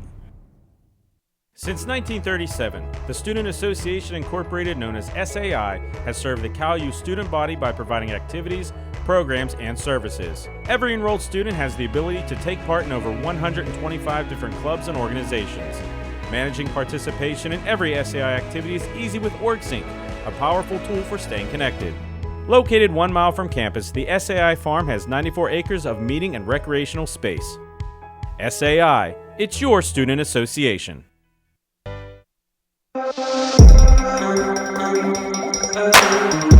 Tune in to Vulcan Football 2014 for the inside scoop on this year's Vulcan football team.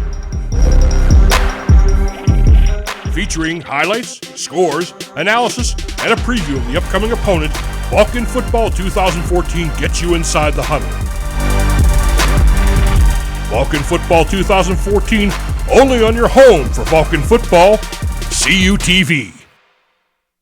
For almost 30 years, CUTV has been the campus and community home for local news, sports, and entertainment. Broadcast in 100,000 homes in southwestern Pennsylvania, CUTV provides complete coverage of Vulcan sports as well as high school football coverage. Broadcast weekly live, CUTV News Center provides coverage of local and campus events, weekend weather, sports highlights, and feature stories. For more information on CUTV, check us out on the web, friend us on Facebook, or follow us on Twitter.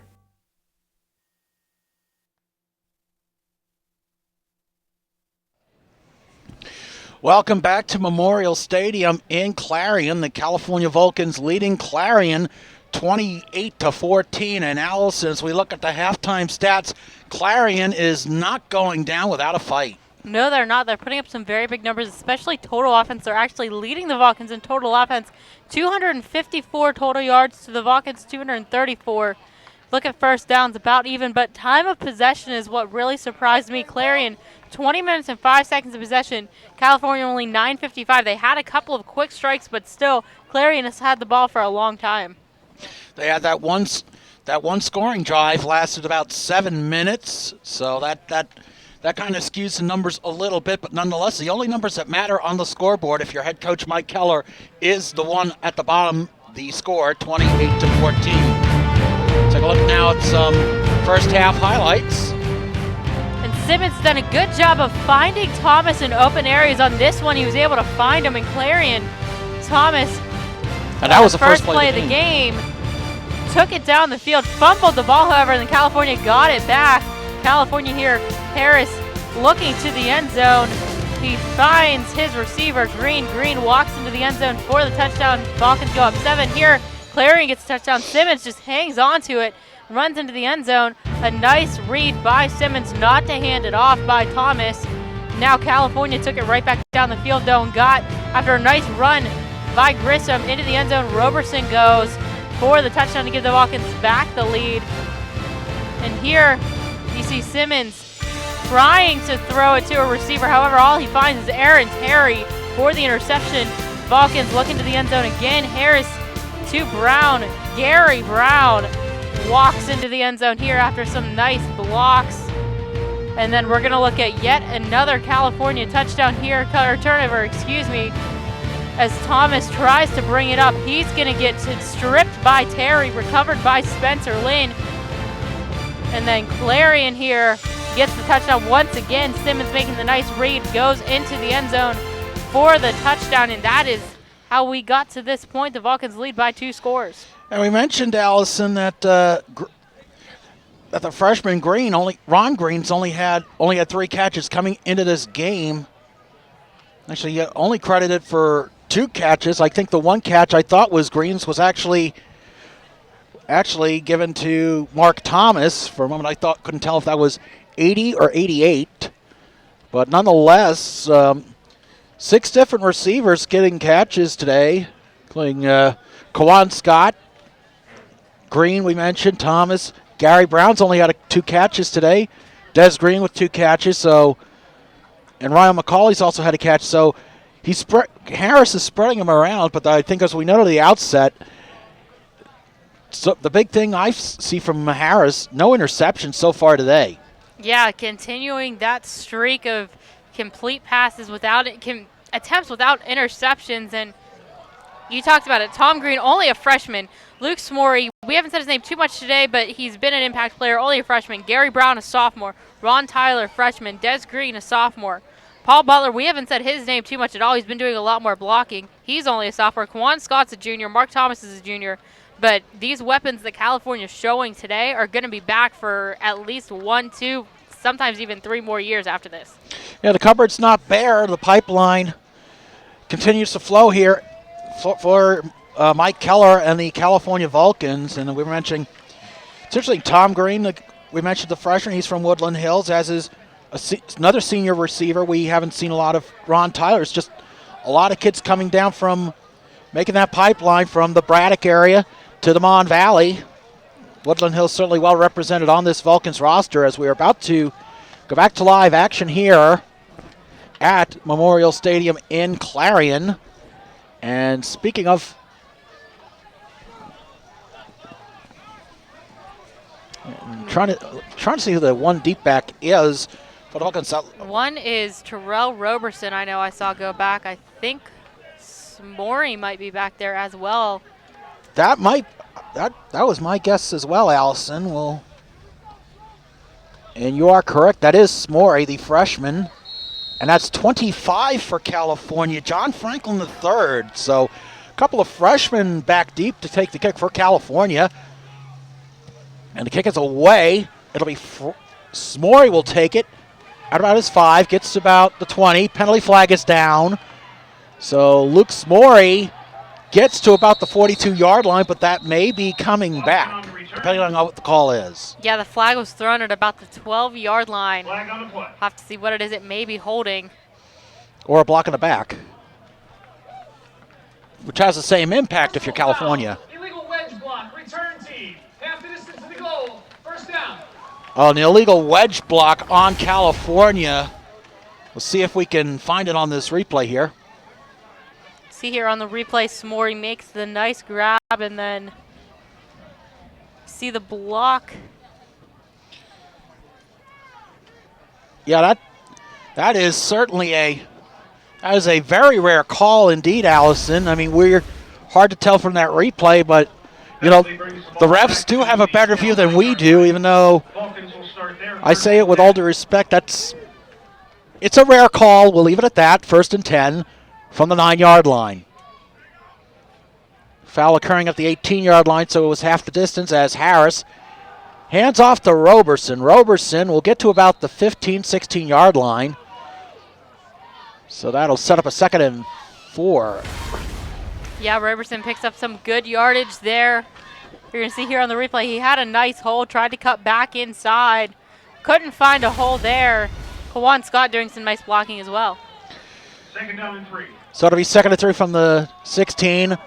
Roberson finds a hole, gets the first down and then some. He's going to carry the pile inside the 25 to about the 26-yard line.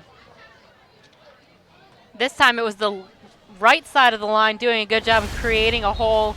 You'll see here the play going to the right the whole way. Roberson finds a nice hole and then carries 2 defenders as the Vulcans help push him forward.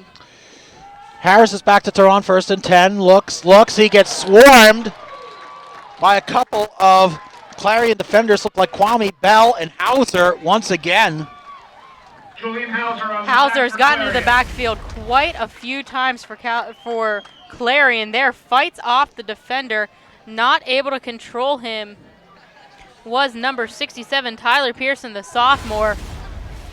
Hauser, the preseason All-American, showing why he was given such a title. We're seeing it firsthand today on 2nd down. Grissom gets through a hole. He gets back to the original line of scrimmage, but we have... They're saying, I guess they were calling for a fumble, but instead they said the ball was down by contact. But anyway, it'll be a 3rd and long for the Vulcans. Ball's placed at the 28-yard line. California probably going to look to go to the air again as they have 3 receivers.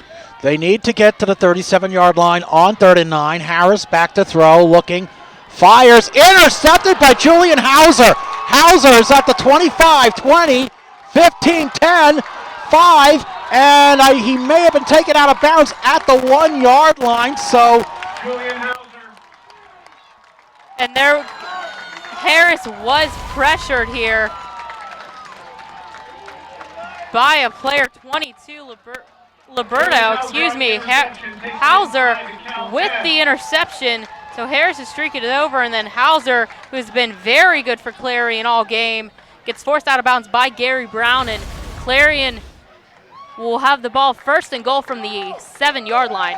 An unbelievable play by Hauser. They're actually going to, apparently they're going to say he was out of bounds at the 6-yard line.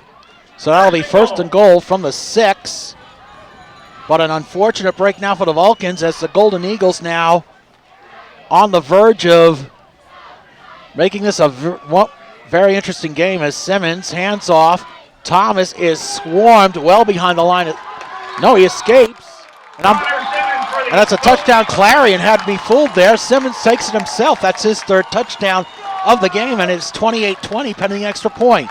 Simmons once again getting into the end zone.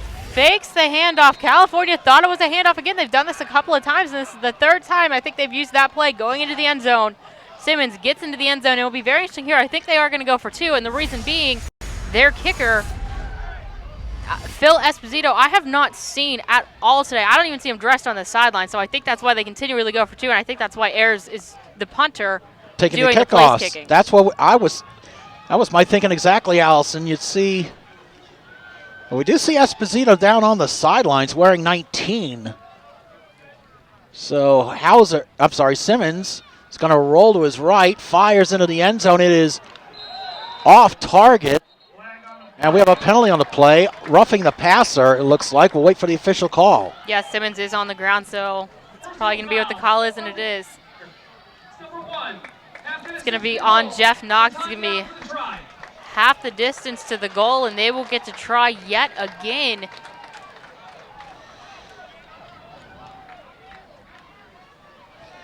So now they'll reattempt the two-point conversion. Will the Golden Eagles? They have a chance to make it a six-point game, as you see Knox heading to the sidelines.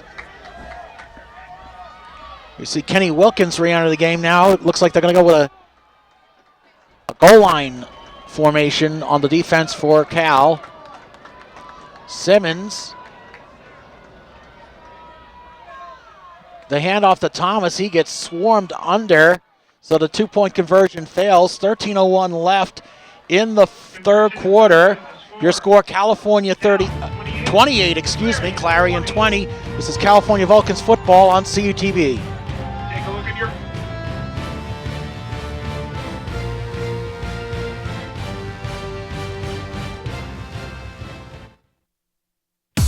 Save preset 1 for Cal U's best music. More music in the car. More music in the door.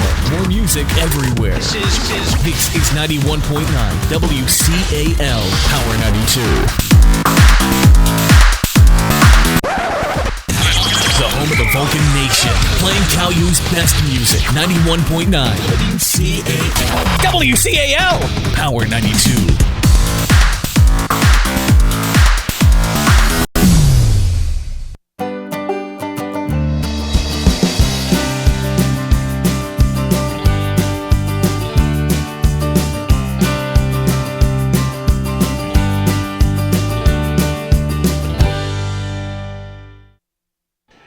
And welcome back to Memorial Stadium in Clarion. The Golden Eagles, despite their 2-5 record, they are giving California a scare, much like we saw a few weeks ago in Greensburg against Seton Hill, as Ayers is about to kick it off to California. Seeing Franklin 25, Smory 6 are the two deep backs for the Vulcans. And it's going to be Franklin. Fields it on a bounce. He loses side of the ball. And he picks it up. That was Clarion could have pounced on that ball, Allison, and would have been a short field. Here's the interception that set up that last touchdown. Yeah, we are going to take a look at this interception, but watch the backfield here. Chris Liberto gets into the backfield. Hauser gets the interception as a beneficiary of that because Harris was rushed to throw. Brings it way back, sets up great field position, and then Clarion able to take advantage of that, get in the end zone, and all of a sudden, it's an 8-point game. So California will set up shop. It'll be a first down and 10 from the 15-yard line. That interception snapping a streak of 182 straight pass attempts as California gets stuffed. Maybe a loss of a yard or two. Grissom stopped, so that'll set up a second down. Yeah, Grissom gained about 1 yard on the play. You'll see here he tried to get to the outside. short gain on the play. Liberto once again wraps him up quickly. He's had a big game at safety. Also saw 36, Brian Palmieri on the stop as well. A gain of 1, 2nd and 9. Back is Harris. He looks. He's going to take it himself. Gets to about the 20, slides at about the 22-yard line, so that'll set up a third down and about 3, depending on where the spot is. Yeah, Harris got pressured a little bit and then tried to run it up the middle. Was able to go a little ways, but then made the smart decision to slide instead of give up his body. Third down and 4. Third and 4 from the 21-yard line. Vulcans need to get to the 25. 11:58 left in the third quarter. Harris getting the call in from the sidelines. Stick gets in the shotgun. Grissom the sidecar right. Twin receivers to the left. Throw is caught by Gary Brown. Brown gets to the 30, 35, 40-yard line. And that's a first down for California. Late flag after the play. Yeah, I'm not sure what this is going to be. It looks like preliminary indication is a face mask. We'll wait for the official.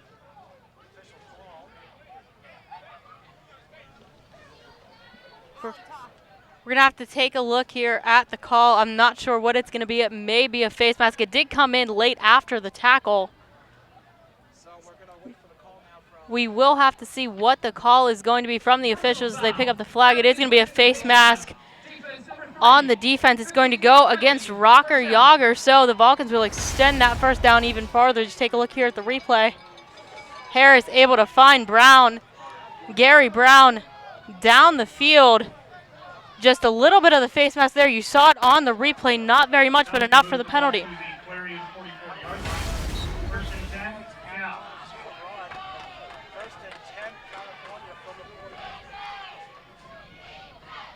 Harris drops back for the pass. Throws it downfield deep to Scott. Not able to catch that. Good defense, though, by Clarion. I believe that was Adam Lynch. It may have been Lawyer as well. We'll have to see on the replay. I could not tell from my angle if it was 1 or 7. See here on the replay. It was Lawyer with the nice defense there into double coverage, but that would have been a touchdown for Scott if he had the reception. But there's going to be a foul in the play. It's going to be pass interference on Liberto. So it's going to be a first down for the Vulcans regardless. Too happy with that penalty. The Clarion fans not happy with that call, but California getting a couple of big breaks on this drive. That'll be a first down and 10 now for California at the 29-yard line. Harris under center. Roberson, the lone back. Harris back to throw, looks, fires. He's got Brown, sideline pattern. They're going to say he did not have possession as he went out of bounds. Second down. Yeah, it will be 2nd and 10. So they're going to say he bobbled the ball there. Tried to hang on to it as he went out of bounds. Not quite able to. As you see there on the replay, kind of stumbles out of bounds. So it'll be 2nd and 10. 2nd and 10 from the 29. Harris under center. Hand off to Roberson. Roberson, 25. Gets to about the 21, maybe the 20. Actually, check that. Going to spot him at the 22-yard line. That'll be set up a 3rd and 3. Another nice gain for California here as they are marching down the field. You see Roberson there find a hole a little bit on the outside. Just able to carry him. Des Green doing a good job of making way for him as well.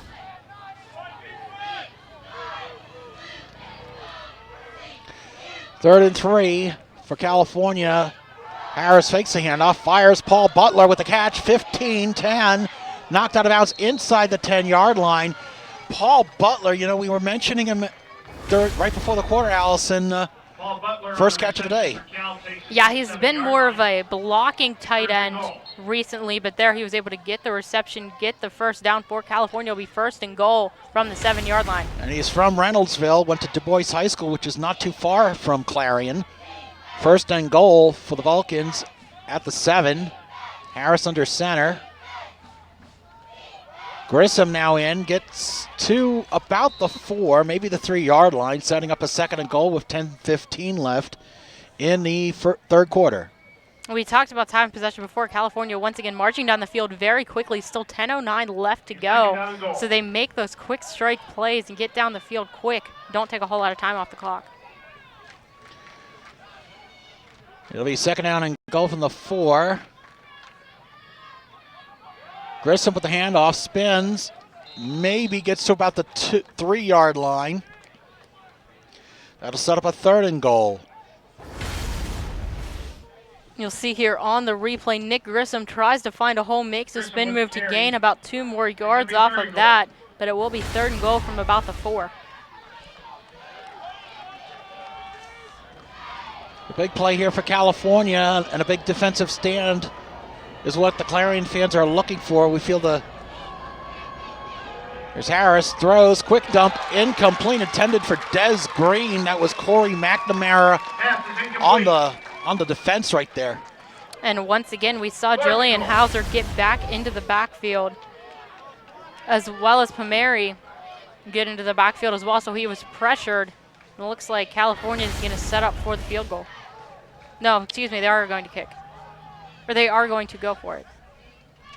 No, there's Cody Newsom out there. I couldn't tell if that was Nuzzo or Fiore. I'm sorry. That's all right. It's been a long week, so I think we'll fall at days like that. Here's Nuzzo. 20-yard field goal attempt is down and good.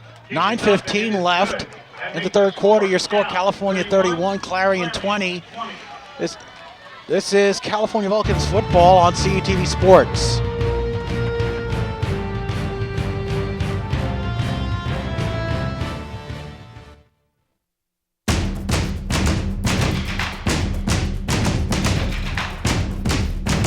Don't miss a second of the exciting 2014 California University Vulcans football season. Whether home or away, CUTV is your home for Vulcans football. Watch every step of the way as Coach Keller and the Vulcans strive for a PSAC title and NCAA playoff berth. Your home for Vulcan football, CUTV.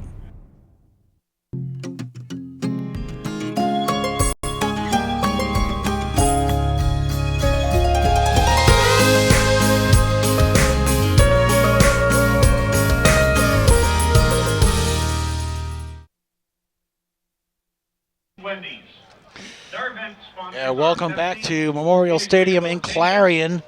Cody Nuzzo with a 20-yard field goal to make it 31-20 in favor of the Vulcans.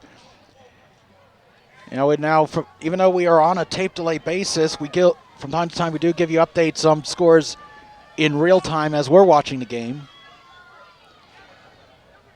And we can tell you went final in Erie. Gannon defeating Seton Hill 58-28. Gannon is California's next opponent as Nuzzo is about ready.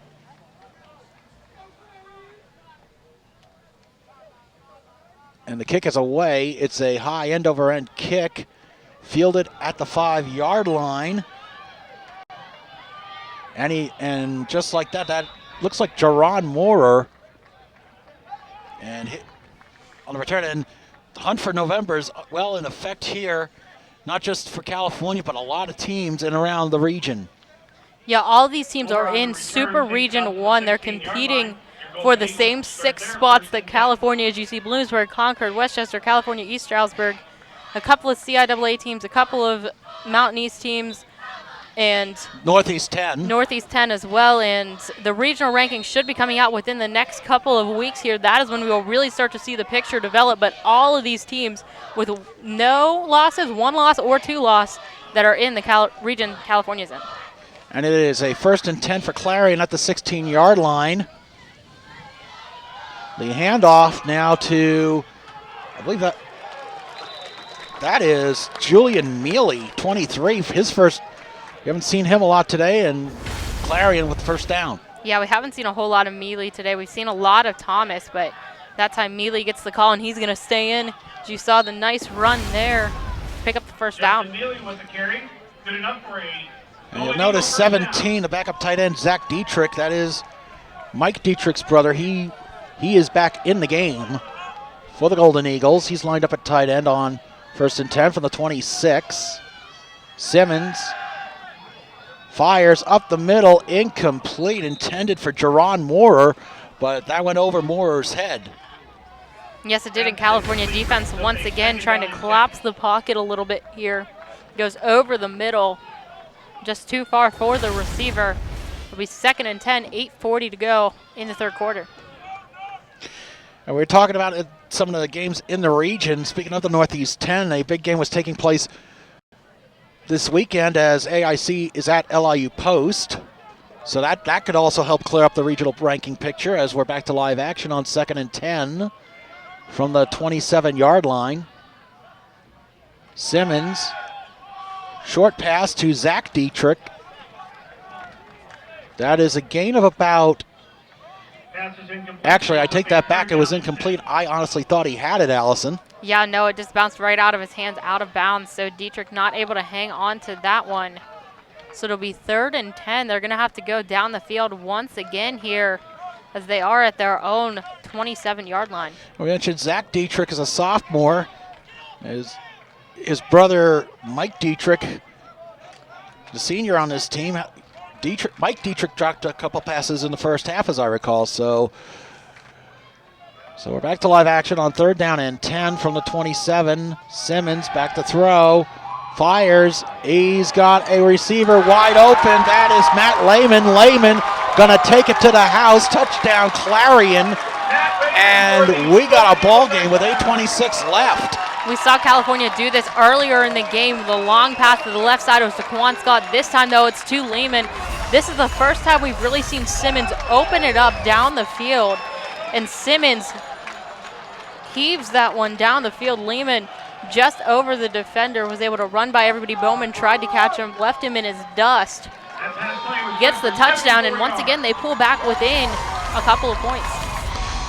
And they're going to go for 2, as you alluded to, Allison. They are without their place kicker today, Phil Esposito. They did have McNamara listed as a place kicker, but McNamara apparently is not to attempt point after try. So Simmons is going to be on a shotgun of the 2-point attempt. Fires to the corner of the end zone, and Lehman unable to hold on, incomplete. So the conversion fails. 8:26 left in the 3rd quarter. Your score: California 31, Clarion 26. You're watching California Vulcans football on CUTV Sports.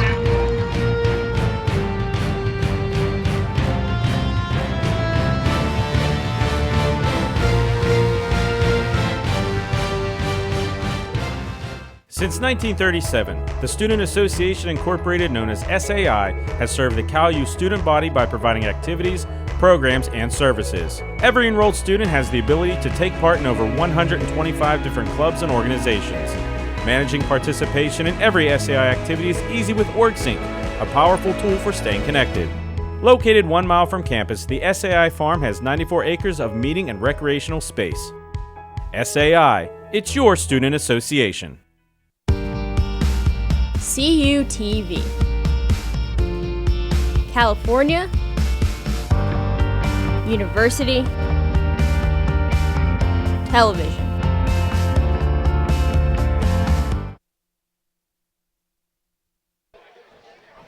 Welcome back to Memorial Stadium in Clarion. 8:26 left, and the Golden Eagles now within 5 points of California on just a spectacular catch and run by Matt Lehman. It's a sophomore, and we'll look at that. We'll take a look at that play after this kickoff by Ayers. And it's taken up 35, 40-yard line by Alex Beasley. Beasley out of bounds at around the 45-yard line or so. So Allison. Yeah, we're going to take a look at that touchdown once again. It was a 3rd and 10. They had to go deep, decided to go to the left side. Simmons there airs this one out.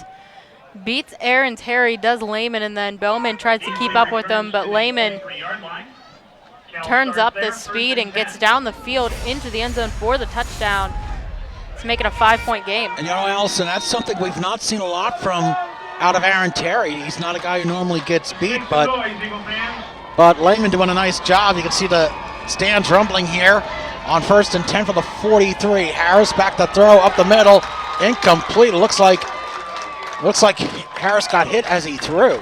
Yeah, Hauser again in the backfield. He's gotten back there probably 10 times today. So much pressuring Harris. Just not able to handle him is Pearson right now. And Harris has to get rid of it quick to avoid the sack. 2nd and 10 from the 43. Harris takes a high snap, hands it off to Roberson with a spin. He gets enough for the 1st down. So it's going to be a gain of about 11 on the play. And California's had a lot of success this half running the ball, not so much trying to pass. So there you saw Roberson pick up some good yardage there, pick up the 1st down. 1st and 10 for California. They are in Clarion territory at the Golden Eagles 46. Fiore sidecars. Harris back to throw, fires up the middle. He's got Des Green. What an outstanding catch by Des Green as Colton McKay with the hit. But Green, the sophomore from Clarion, able to hold on. Very nice catch here by Des Green, able to hang on to that ball as he's getting hit. Keeps possession, make sure the ball doesn't move, and pick up that 1st down. Ball's going to be spotted at the 22-yard line. Vulcans on the On the doorstep of the red zone on 1st and 10. Harris rolls back, fires. Green again. Looks like he's going to have another first down. They are going to give him a gain of 11.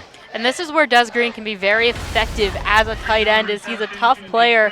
Harris doesn't have a whole lot of room to throw there. Des Green can make the receptions and still hang on to the ball as he's getting hit. Here's 1st and 10 from the 12-yard line with 7:16 left in the third quarter. Harris under center. Grissom, the running back, excuse me. Grissom takes it, and he's stuffed behind the line of scrimmage for a loss. Matt Shuey, 78, among those in on the stop.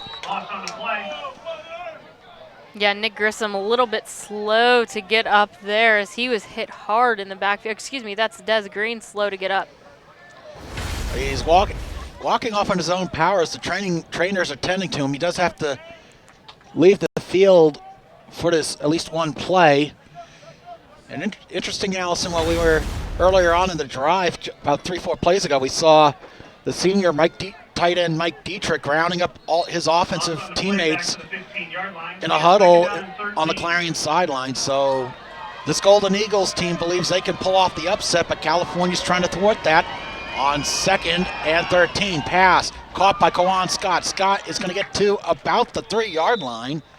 That may be enough for a first down. Hauser once again got into the backfield. Harris barely got that pass off. I'm sure we'll see it here on the replay. You'll see here Harris just dumps it off quickly. Kawan Scott there to make the nice grab. He had to jump up and get that one. And they're actually going to mark him a yard short of the first down. Third down. So it's going to be about third and less than a yard for the Vulcans. You see the stands. Crowd getting into it here at Memorial Stadium, and a handoff to Roberson. End zone, touchdown, California.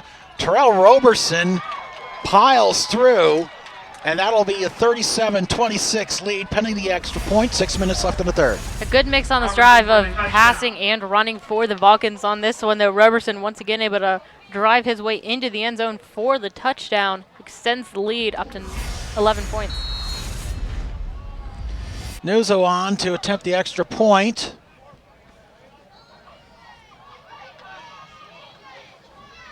Snap, kick is away. It is good. 6 minutes left for the California, now leading 38-26. This is Vulcans football on CUTV Sports.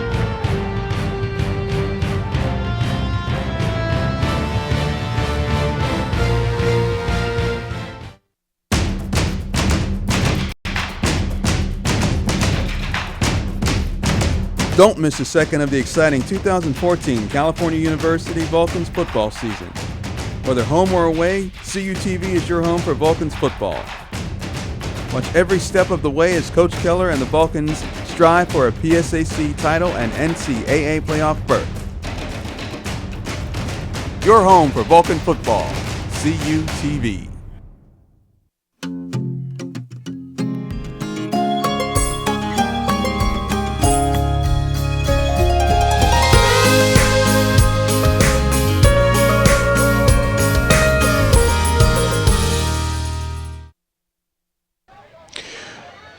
Welcome back to Clarion.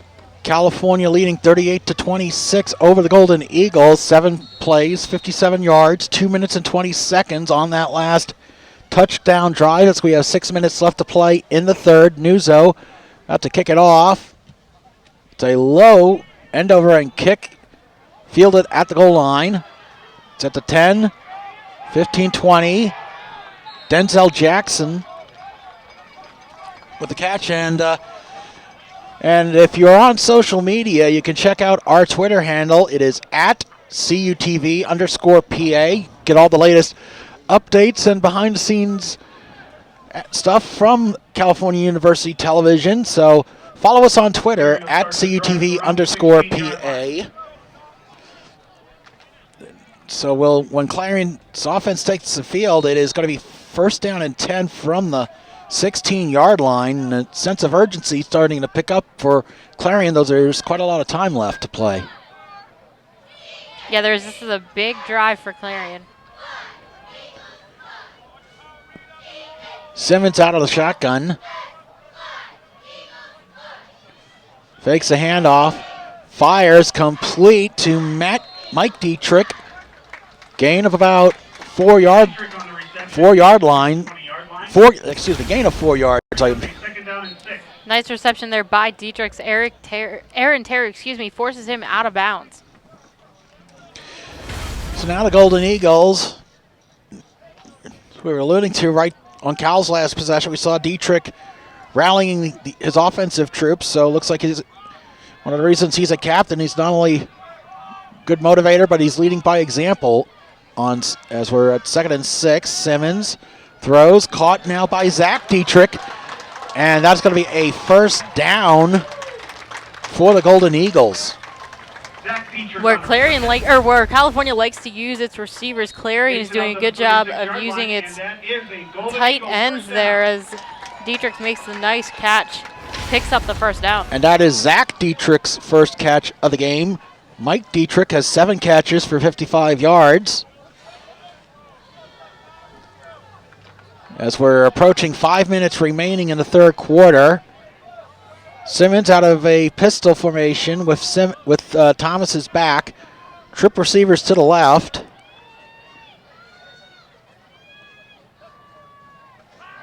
Simmons is back. He's getting flushed out, but he'll take it himself. He's at the 40, slides at about the 42-yard line, gain of about 6. He saw Jeff Knox coming and decided to make something out of nothing. Mancini tried to make a block to give him some more room, but here Simmons had the pocket collapsing around him, just decides to go pick up some yardage and then slide, picks up 5 yards. It'll be 2nd and 5. So it's interesting, despite being down by 12, Clarion just milking clock. My gut feeling is their strategy is to keep the California offense off the field, and they did have that 7-minute scoring drive earlier in this game, so it's had some success if you're Clarion. As Simmons hands off to Thomas. Thomas up the middle. He gets the first down and then some. So the Golden Eagles driving with under 4 minutes left. Thomas, great job there to continue to pick up yardage. Was able to keep his feet moving despite Jeff Knox trying to bring him down, and then a whole slew of Vulcans has to bring him down after he picks up the first down. So once again, statistically speaking, Clarion not putting up net rushing yards wise. It's about 57, 58, but they've made the most of it, say the very least, as it's 1st and 10 from the 47. Simmons back to throw. He gets flushed, incomplete. He had Tyler Haddock hounding him. We have a Clarion player down. Yeah, there's a Clarion player down right now as he sits up. Not sure who it is. If you take a look at the replay here, he just got run over. The Clarion player did on the incomplete pass. So we're saying Clarion only 57 yards rushing, but 318 yards in the air. And that is 68 for Clarion. Ryan Barrick, a senior offensive lineman, He's going to be helped off on his own power. So when we return to live action, it'll be a 2nd down and 10 from the 47-yard line. And California needs a stop here. They can't give up another touchdown. Clarion has really done a good job of getting down the field this half with 3:21 left to go in the third quarter and putting points on the board.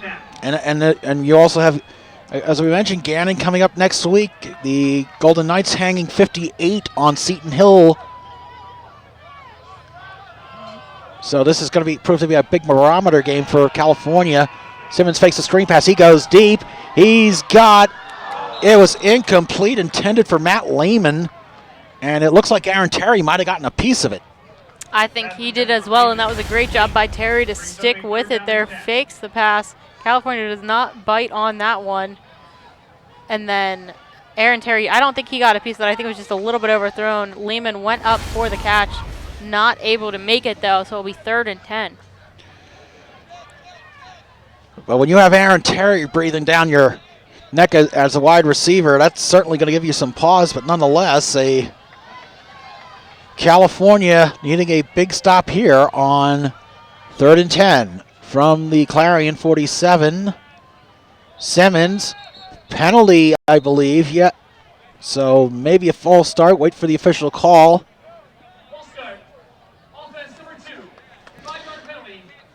Caleb Mancini, the wide receiver, called for the false start, so that will now make it a 3rd and 15 from the 42-yard line. So they need to get to the California 43 to keep the drive alive. 3:13 left in the 3rd quarter.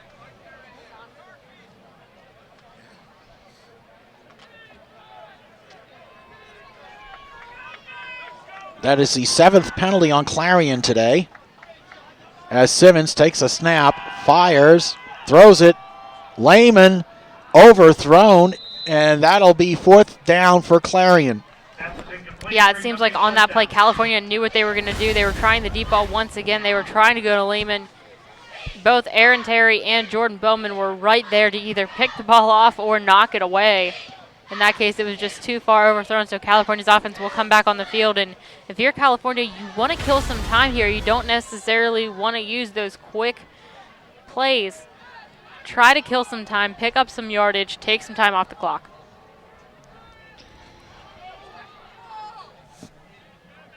Ayers fields a high snap, gets it away. Aaron Terry back at his 15. He's going to take it. 15, 20, 25, 30. He's going to get to about the 40-yard line. So another solid carry by Aaron Terry. And Allison, if you can't watch us live here on CUTV, you can always go to our YouTube channel, CUTV Sports 1. And, of course, there's also our news channel, CUTV News Center. Yeah, you can watch games at your convenience. We do upload highlights of all of the Vulcan games as well as the full games, as there was a flag on this play. So if you're just joining us now and you want to know how we got to this score, you can look it up on YouTube, go back, watch it at your own convenience. And we also have an injured Cal player. Aaron Terry looks like he's being tended to by the training staff, but we also have a penalty on the field, so a lot of we'll now get the call from the referee. After the play is over, personal foul, receiving team number 2. He threw a punch, he has been disqualified. Wow. So Aaron Terry is kicked out of the game, disqualified for throwing a punch after the play was over, and he's also the one on the field that is hurt. Yeah, I don't know if we have that on replay or not, but that is... I'm puzzled how you throw a punch and then you end up getting hurt, and there's no penalty against Clarion. Here's the replay. Maybe we'll be able to get a better view of it. Aaron Terry was the one returning the ball, so you see there he picks it up. Able to go down the field. Slow it down there.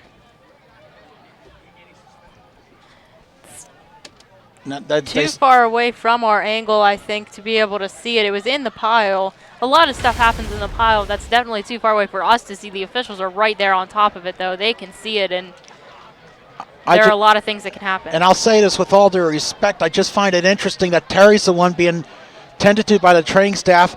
He's the one not only gets hurt, but it adds insult to injury. We may have it here in the post-tackle scrum. He may have gotten rolled up on, too.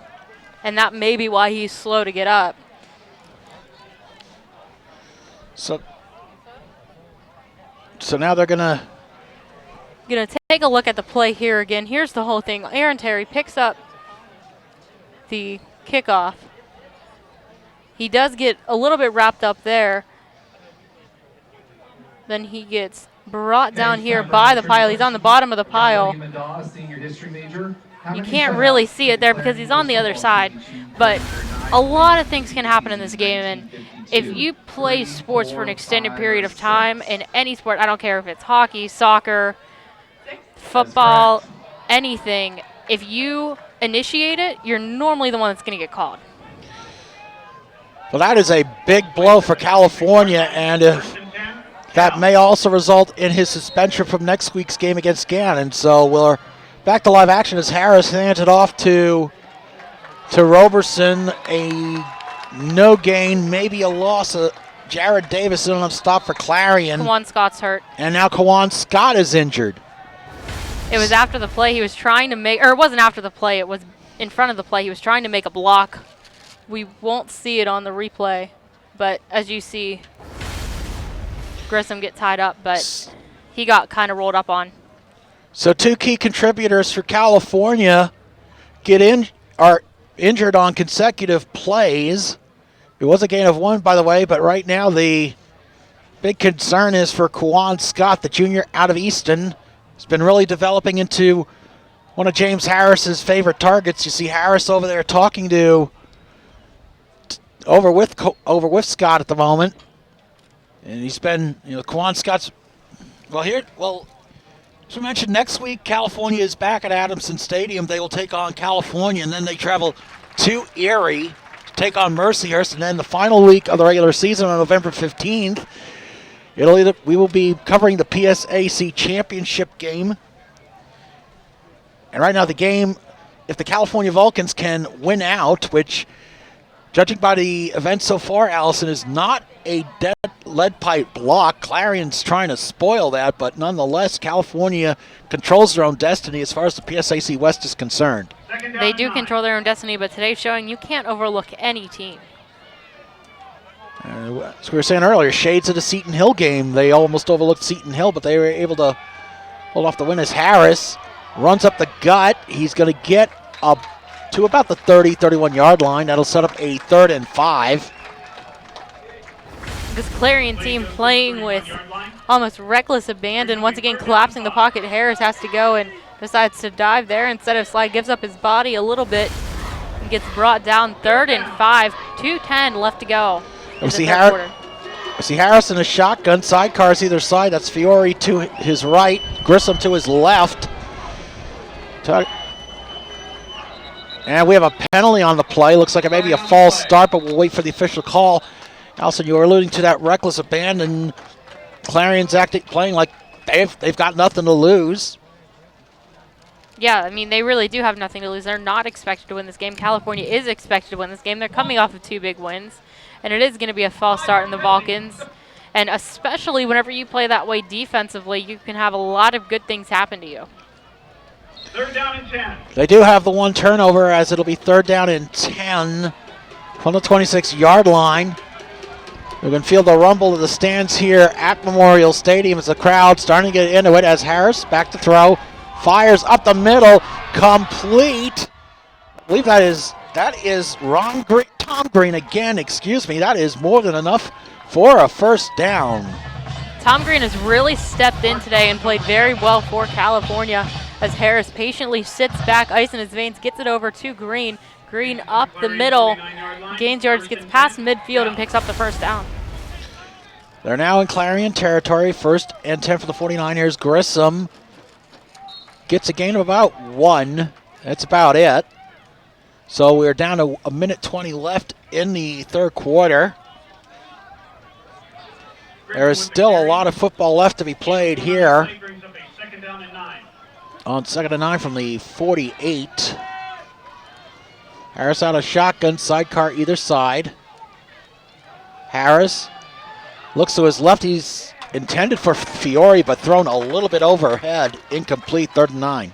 I think Harris might have heard some footsteps on that play and just quickly tried to get rid of the ball as one of the Clarion defenders got into the backfield once again, this time from the right side. And Harris just had to get rid of it. We've seen that a lot today, Allison. A lot of the pressure from Clarion, especially from Hauser.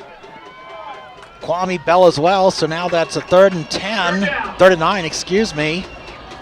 Harris out of shotgun, back to throw, looks, fires, He's got Gary Brown. Brown with an outstanding catch into the red zone. 1st and 10 California. They'll spot him at the 16. Great catch there by Gary Brown to keep this drive alive. 51 seconds to go in the third quarter. Harris airs this one out, and Gary Brown in single coverage able to come down with it.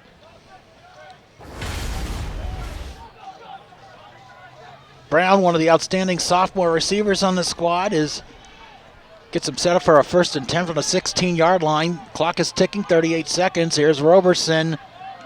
Gets to about the 11-yard line. Excuse me, the 9-yard line. They're actually going to mark it at the 10-yard line. So it was in that general area. Yeah, it'll be 2nd and 4 for California, and you want to run some time off this clock. They might actually have that be the last play of the third quarter, as there are 15 seconds on the clock. And it's there's 10 seconds longer on the play clock compared to the game clock, so that will be the end of the third quarter. Your score is California 38, Clarion 26. Vulcans are in the red zone, though, as we'll be back with fourth quarter action here on CUTV Sports.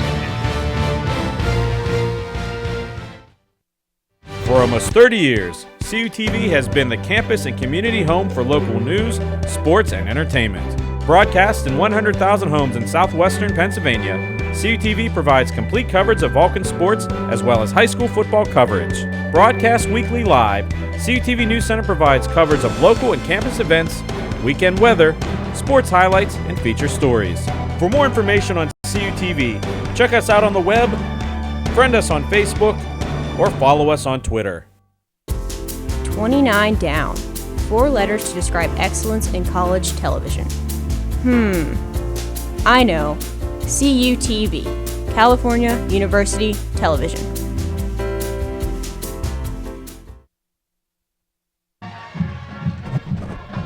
Welcome back to Clarion. 15 minutes left to play as the Vulcans lead Clarion 38-26. There's Vulcans once again proving that when you're the top dog, you got the bullseye on your back, and Clarion just bringing it, really. They really are. Clarion, like you said, has nothing to lose in this game. They're not expected to win. California, there's a lot on the line. We looked at the Hunt for November graphic in there. You saw all the teams that have 1 or 2 losses. There's a good chance that if you have a loss to a team that isn't considered a great loss, which Clarion would not be a very good loss for the Vulcans, you're probably not going to make the playoffs. You don't want to shoot yourself in the foot, especially after 2 big wins over 2 rivals. And speaking of... 2nd down. So now we're going to be back to live action. It'll be 2nd and 4 from the 10-yard line. Handoff to Roberson. Roberson is going to push his way inside the 5, down at about the 3-yard line. That'll set up a 1st down and goal from the 3-yard line. And speaking of teams in the region, there you see the run up the gut there by Roberson.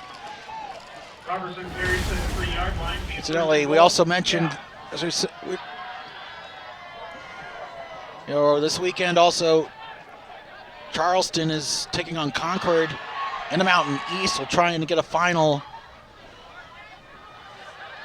So that could be a big game with regional implications as Harris is under center on 1st and goal from the 3. McCauley goes in motion. He's got a defender shadowing.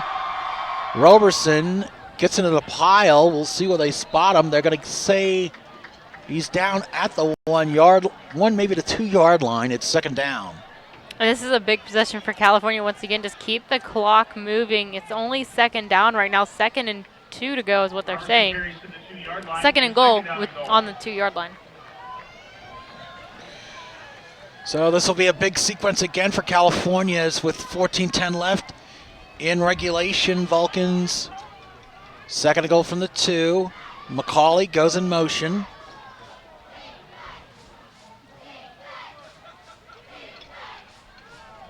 Harris fires, end zone, intended for Des Green, incomplete.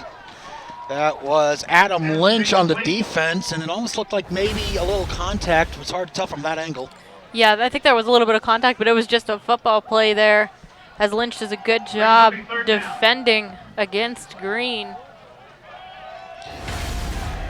So now a 3rd down and goal from the 2 for California.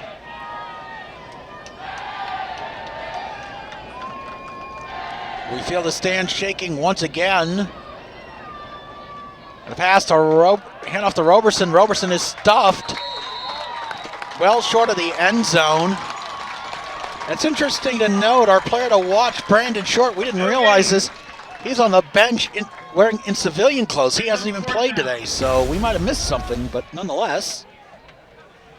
Yeah, it'll be interesting to see here. And California is going to bring the kicking team on to attempt the field goal here as the clock keeps ticking down. And that's the big thing for California is whenever they get the ball back here in the fourth quarter, they have to make sure they take some time off the clock. Clarion's offense is going to come out here with a lot of power. Nuzzo will attempt a 20-yard field goal. High snap, ball is down, kick is away. And it is good, so with 13 minutes left to play, California, a little more breathing room, takes a 41-26 lead over Clarion. We'll be right back with more Vulcans football right here on CUTV Sports.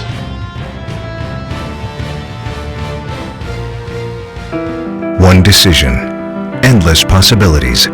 California University of Pennsylvania opens your mind to more than 130 programs of study. Programs that matter to business, to justice, to our environment, to the future of our world. California University of Pennsylvania, because the world is waiting for you. Scholarships are available now.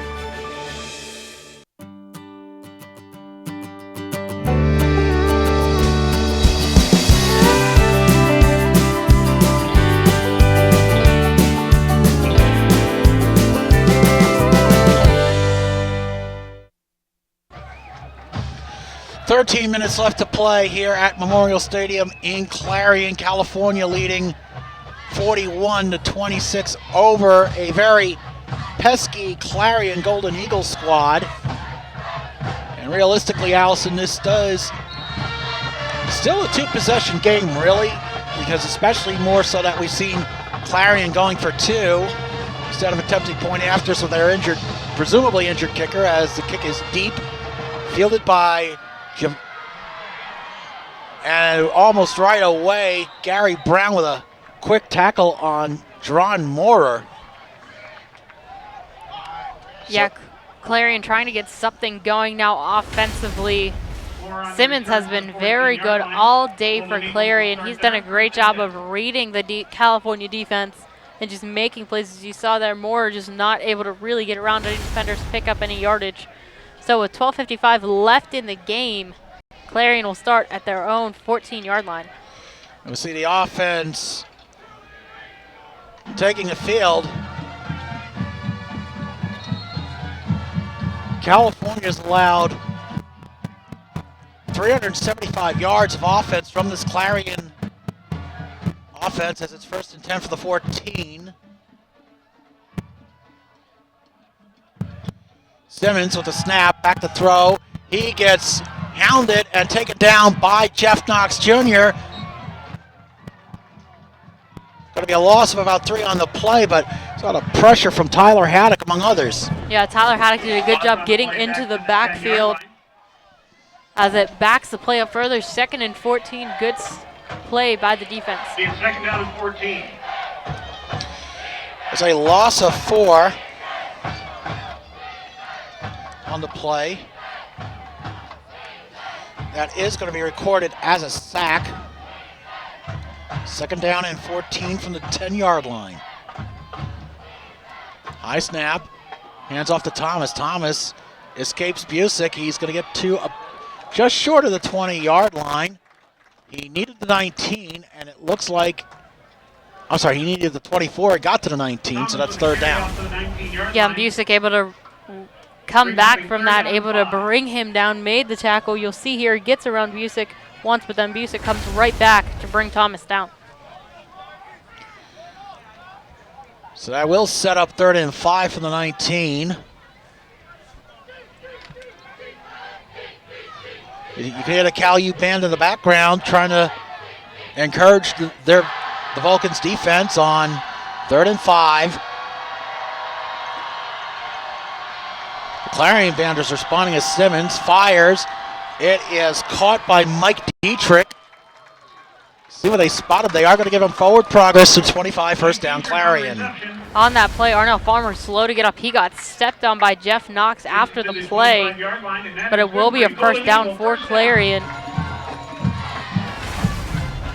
A sigh of relief, at least. Well, you hope. I mean, and that's the last thing they need, Allison. Another injured Vulcan.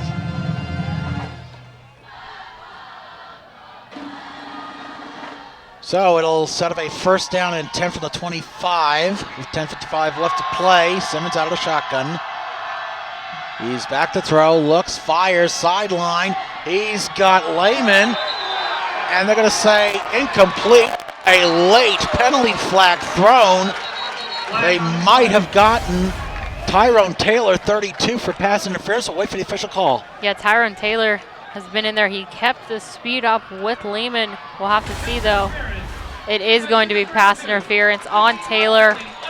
So that will be a first down for the Golden Eagles. That is, we saw in the replay, there was contact. But notice if he's facing the ball or not. It was hard to tell. You're going to see that here. He did look back a little bit, just a little bit of contact there, and the officials do call it. Taylor disagrees with the call. Lehman likes the call, but nevertheless, the Golden Eagles now at their own 40-yard line marching down the field. That is the 11th California penalty. 99 yards in penalties for the Vulcans today on first and 10 for the 40. Simmons back to throw, fires, and it is nearly intercepted by Corey Ford. It was right through his hands, intended for Lehman. Second and 10. Corey Ford almost had that, as you said. Fortunate bounce there for the Golden Eagles as Ford not able to hang on to it. And that will set up a second and 10 from the 40. Clock is stopped with 10:41 left to play in this fourth and final quarter. A beautiful, brisk but windy fall afternoon here in Clarion. Simmons out of the shotgun. He's got Thomas's sidecar. And Thomas is going to be taken out for a loss of a couple yards. Spencer Lynn, among others, in on the stop. Looked like a little miscommunication on the handoff, Allison. Yeah, California got into the backfield once again.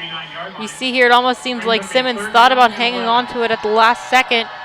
Thomas, though, takes it and gets run over by a couple of Vulcans. Looked like Jeff Knox Jr., Spencer Lynn in on the stop. So now we're seeing the California band on the opposite side of the stadium making some noise, jumping up and down. Clarion crowd is starting to react as well. Third and 10 from the 40. Simmons is out of the shotgun. Fires it deep for Dietrich, and it is, they're going to say incomplete, out of bounds. Looked like Tyrone Taylor might have intercepted it, but it's out of bounds, Allison. We'll look at the replay here. Yeah, we're going to take a look at the replay here. Tyrone Taylor did get his hands on the ball, makes the grab. It was bouncing, you could see, as he went out of bounds, and that's what they called, was he did not have complete control. We've seen that call a couple of times already in this game against both teams. So now Clarion, they're going for it. 4th and 11. Fourth down. With 9:51 left to play. 2-possession game. Clarion saying they have nothing to lose, and they call time out.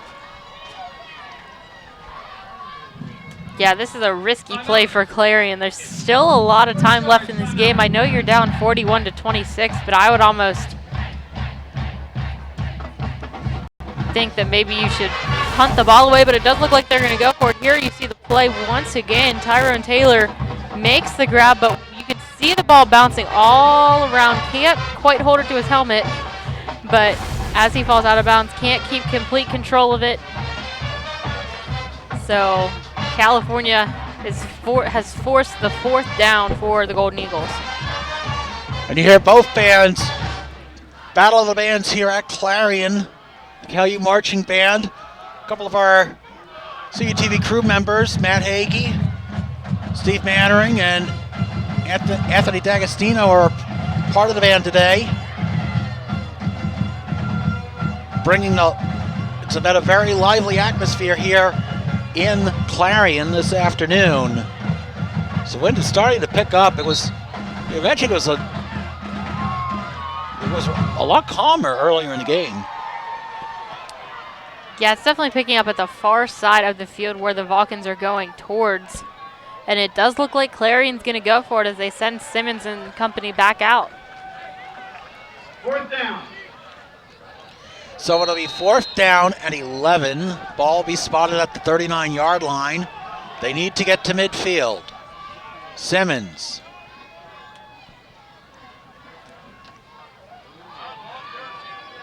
Takes a snap. He gets chased. He's going to take it himself. He's at the 40.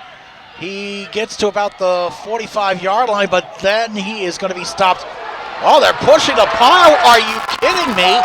And somehow, someway, Connor Simmons wills his way to a 1st down. I'm surprised the play was not stopped for forward progress, Allison. Connor Simmons and company, great job there. That seemed like it was the entire Eagles team willing and pushing him forward. He is so elusive on all of these plays, gets wrapped up, and then just everybody jumps in to push the pile. His legs kept moving. I think that's why they didn't blow it dead, but then just dives forward, gets the 1st down, and Clarion keeps the drive alive. 9:18 left to go in the 4th quarter. He could have carried that pile back to New Palestine, Indiana, which is where Connor Simmons hails from. As a sophomore signal caller, takes a high snap, fires, incomplete down the far sideline, but you absolutely give Simmons a lot of credit on that run. But you see the replay here. Yeah, I think this play was just some miscommunication there. The receiver didn't run quite far enough on that one, and Simmons just trying to throw it deep, go for the long ball there, not able to. So now that sets up 2nd and 10 with 9:04 left. Simmons fires up the middle, in and out of Dietrich's hands, incomplete, and there's going to be a penalty. It's going to be roughing the passer against Jawan Turner right after Simmons threw the ball. Turner comes in and knocks him down, and it was right in front of the official, and he immediately threw the flag. And that wiped away a good defensive stand by Arnell Farmer Jr. as Dietrich was not able to hold on to the ball, but nonetheless, another personal foul penalty by the Vulcans. Yeah, and they're getting into the backfield, but you saw there, normally when your quarterback ends up on the ground with a player on top of him, it's going to be pass interference after he's gotten, roughing the passer after he's gotten rid of the ball.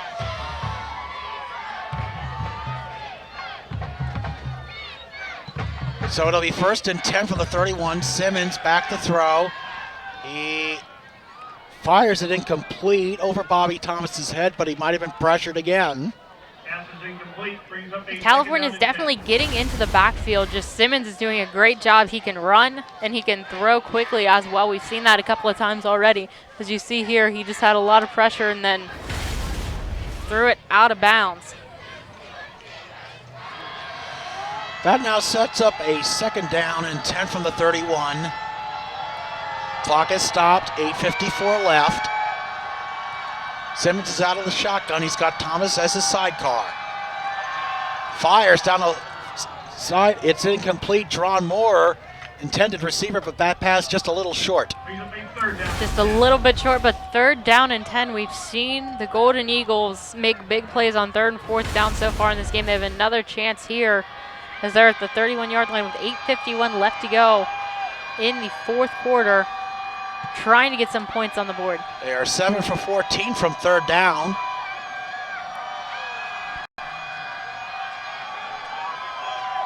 So now Simmons is going to be out of the shotgun. Again, he's got his sidecar right, twin receivers left, back to throw is Simmons. Fires, complete to Lehman. Lehman is going to get the 1st down. And once again, Allison, California not able to get it, the defense not able to get it done on 3rd down. Spencer Lynn was right on top of Lehman. Lehman still makes the grab, or excuse me, that was Tyrone Taylor. Spencer Lynn comes in and helps out Taylor to bring down Lehman before he can pick up some more yardage, but still Clarion back inside the red zone. 8:30 left to go. They've taken a lot of time off this clock. Now we see Simmons take the snap, back to throw, up the middle, through Moore's hands, incomplete. Big break for California. And Allison, it's interesting, that's the same pattern Carswell from IUP ran successfully last week, right up the middle. Yeah, right up the middle. California has struggled this game dealing with it. They struggled last game as well, a little bit dealing with it. And this Clarion team is using that to their advantage with 8:19 left to go in the fourth quarter. So that'll now set up a 2nd and 10. From the 20-yard line, Simmons. Back to throw, looks, fires. It is caught by Dietrich, excuse me. My tongue got a little tied there, so we got a player down for Clarion. Yeah, it's one of the offensive linemen, I believe. Getting up slowly to see here on the replay. Could not see what happened, but you see there Busick brings down Dietrich.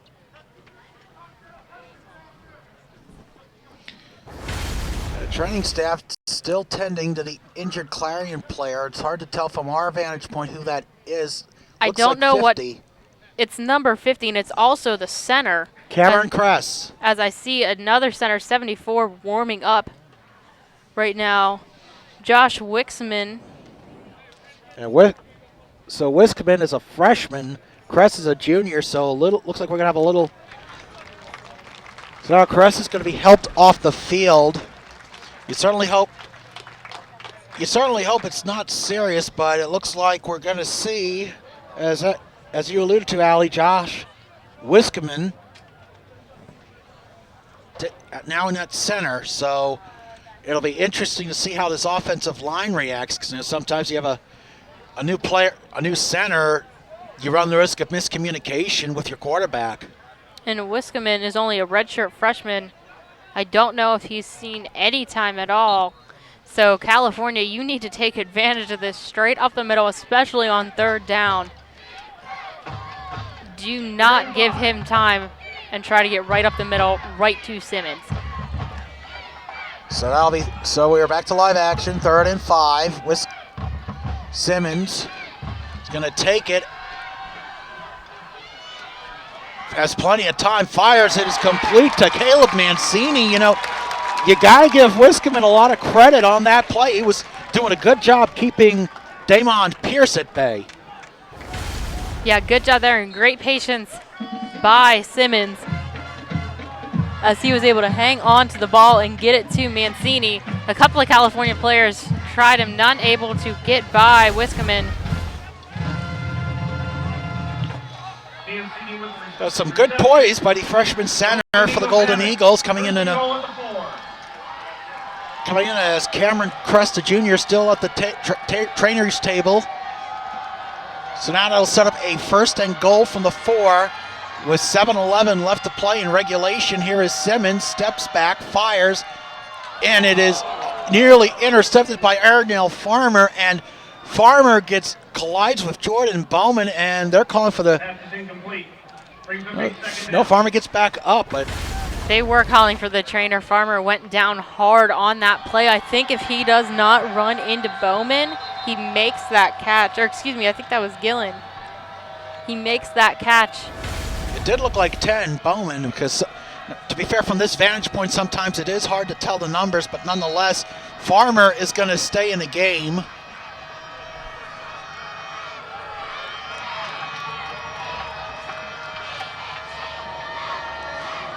We have 2nd down and goal from the 4-yard line. Simmons takes a high snap and he hands it off to Thomas, and it is going to be a touchdown Clarion. Bobby Thomas from 4 yards out, and we are a 2-point conversion away from a 1-possession game, Allison. With 7 minutes to go in the fourth quarter, that took a lot of time off the clock, and another rushing touchdown here for Clarion. Nice hole opened up, and Thomas once again just powers his way into the end zone for the touchdown. And Clarion going to go for 2 again. As you said, this is going to be, if they get in the end zone, it'll be a 1-possession game.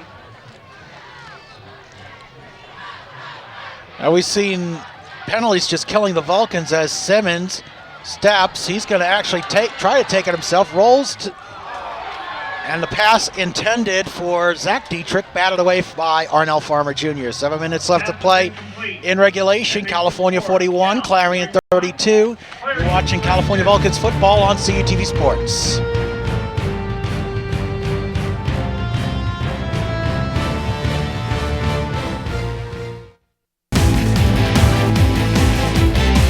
Watch the best plays. Relive the biggest games. Check out CUTV's most memorable broadcasts as we pull them from the vault, only on CUTV.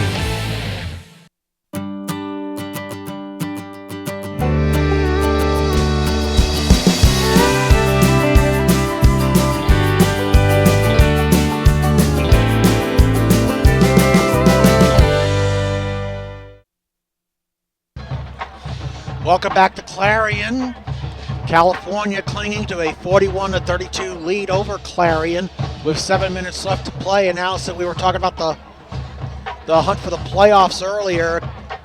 Big game of regional interest just went final on Long Island. It is AIC 27, LIU Post 24. So that might knock LIU Post out of the playoff picture and keep AIC in it. They have 2 losses overall, but only 1 was against Division II opposition, which is what they factor in for the regional rankings. As we are now back to live action, the squib kick fielded at about the 37-yard line. I believe that is Des Green, but Allison, this is really a big sequence here for the Clarion defense. If they can get a 3-and-out and get their offense back onto the field, it'll be a very interesting final 7+ minutes. Yeah, it will be. I mean, California, you need to kill clock here. You can't do this 50-yard pass, 10-yard run into the end zone. 6 minutes and 59 seconds is what the clock is going to be reset to because it did not run off. But nevertheless, California needs to take time with this clock. If they give Clarion the ball with 5.5 minutes left, it's going to be a problem as Harris gets hit. Pass is through the hands of Kowalski, incomplete, maybe slightly overthrown. So Harris might timing of the hit there. Yeah, Harris was hit as he threw. I think Nick Grissom was trying to help him out in the backfield, but just too strong of a push by this defense. 2nd down and 10 from the 37, excuse me. Handoff. Grissom fumble, and it is going to be recovered by Des Green for the Vulcans. Loss of 5 on the play, but man, that Mike Keller's heart had to be in his throat. Great awareness by Desmond Green, the sophomore, making a very veteran play there. Immediately just jumped on the ball as the strip was made by Hauser, who has been in the backfield all day. He's made great plays all day, and now California, you're going to have to take a long shot here. It is a 3rd and 15 from the 32. They need to get to the Clarion 47. 6:12 left to play. Harris out of the shotgun, sidecar either side as he takes the handoff to Grissom, and Grissom, no gain, 3-and-out for California. And here, California 3-and-out, not a play they wanted to make. Nick Grissom tries to find a hole. Great play, though, by Matt Shuey to get in there, wrap up Grissom. Surratt, we've seen his leg earlier in the game. They're going to need it now, as Clarion's going to get the ball back as Clarion calls a timeout with 5:56 left to go. So they're going to add 2 seconds onto the clock after Clarion calls their second time out. So we're going to take a look now at the PSAC West standings. Again, California with that one-game lead.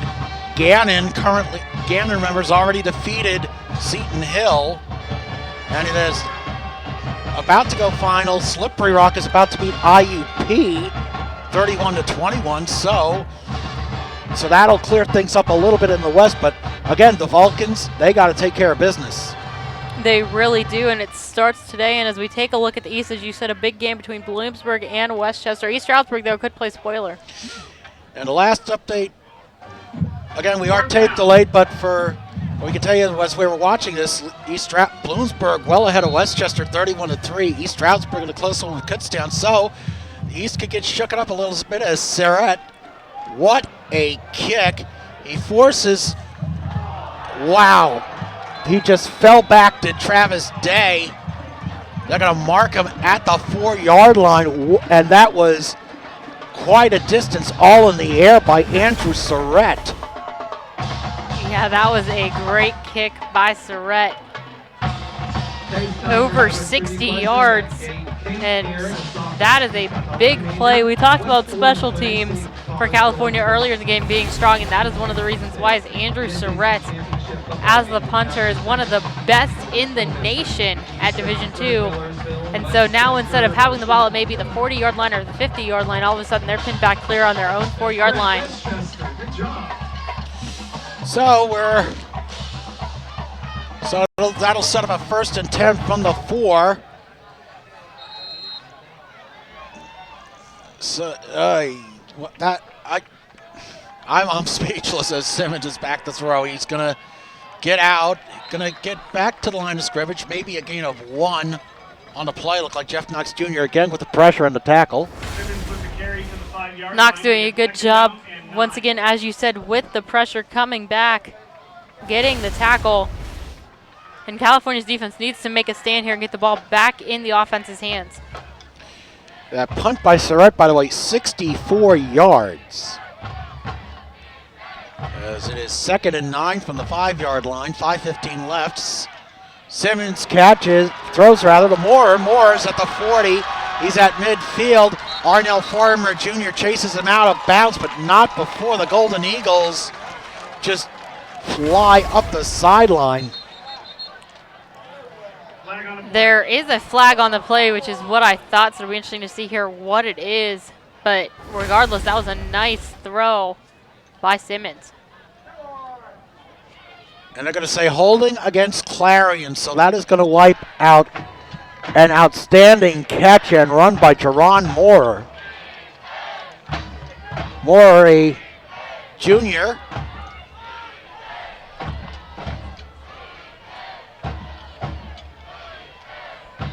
He only has the 1 catch for today, but that was a 62-yard catch. So now we'll see what It is going to be a 1st down, however, where the hold was. At the 26. They're gonna say it was a spot foul. The foul occurring at the 26. But it's going to be enough for a 1st down. Well, college rules sometimes are very confusing, but nonetheless, it is a 1st and 10 from the 16. Simmons back to throw, dumps it off to Mancini. He will get to the 20-yard line. Gain of 4. Interesting note here, Cameron Kress on crutches with his shoulder pads off, so for the rest of the way, it looks like it will be Josh Wiskaman at center. Yes, good catch, Allie.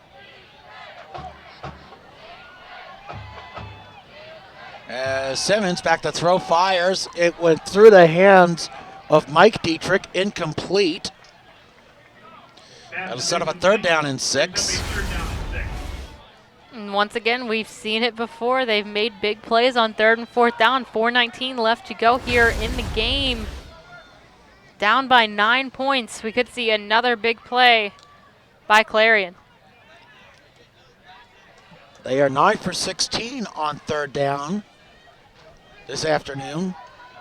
They're also 3 for 3 on 4th down, so You almost wonder if this is 4-down territory, especially when they only have one timeout left. There's Simmons. He's getting pursued by Turner, but he escapes. He keeps eluding Vulcan's defenders. He's going to fire it out of bounds, incomplete towards the sidelines. And I think we got extracurriculars on the Vulcan sideline. It looked like somebody might have been grabbing Drawn Moorer after the play.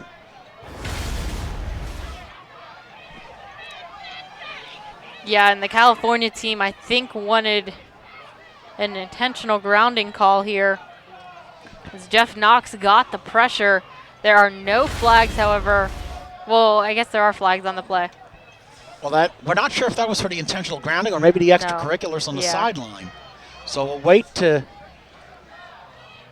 And there is a flag just thrown by Jeff Pumphrey. It will be intentional grounding, it looks like. It is.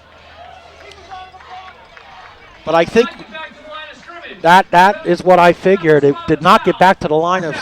It did not get back to the line of scrimmage, so that'll be a loss of down, and essentially it'll have the same effect as a sack rather. So that'll set up fourth and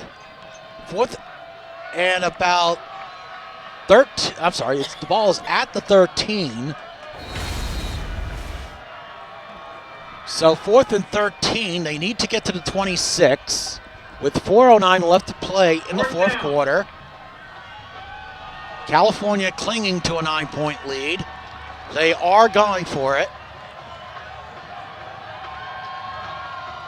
Simmons back to throw. It is fired. It is through the hands of Mike Dietrich, and Clarion turns it over on downs with 4:04 left to play. And California needs to take advantage of this. It's not often you get the ball inside the red zone to start the play, to start your drive. But with 4:04 left, they have to get into the end zone, get the points on the board, and really put the final nail in the coffin.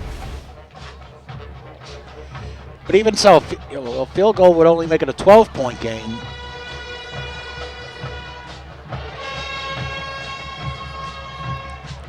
You see the California band on the opposite side of the field playing, trying to get their Vulcans fired up. See some joking, kind of mocking response to the Clarion band. So it's been a lively atmosphere here at Memorial Stadium as Roberson takes it up the middle. Going to get to about inside the 5, maybe the 4-yard line. No, they are going to mark for the 5. That'll set up a 2nd down and 2. Roberson with a nice run there. About a 9-yard run before he is brought down. He's had a good game today for California. Brings up a 2nd down and 2. So it will be 2nd and 2. Roberson, 79 yards on 16 carries and a pair of touchdowns for the Vulcans. We see McCauley in at fullback. So it'll be interesting to see if Roberson ends up following McCauley, if that in fact is the play call. Roberson stutter steps. He gets enough for the first down. Not enough for a touchdown, but it will be a new set of downs for California. Clock is stopped with 3:12 left. Right now, California is going to be first down, and goal, as you said, but there is an injury on the field for Clarion. Zach Newquist, 92. Take a look in your program. Defensive lineman. Giveaway. Program. He's going to be out with a 66. He's going to be out with an injury. You can pick up your prize in the press box at the end. Yeah, I'm not sure what the injury is. I did not see what it was, but right now, California looking to get into the end zone. The ball on the 5-yard line. It will be it's on the 3-yard line, so it will be 1st and goal for California. And with 3:12 left, Newquist being helped off. He's walking off on his own power. That's usually an encouraging sign. And getting back to one of the earlier injuries, Cameron Kress, he's down on the trainer's table. He's taught John Wiskaman, we see 74, talking to him as Kress is being tended to. Just the freshman getting some advice from the veteran player on how to. So, I mean, that's the kind of stuff you like to see, the veteran players talking to the younger players, showing them the ropes, as it were, as we are about to go back to live action on Well, they have not updated the scoreboard, but it is in fact going to be a first and goal from the 3.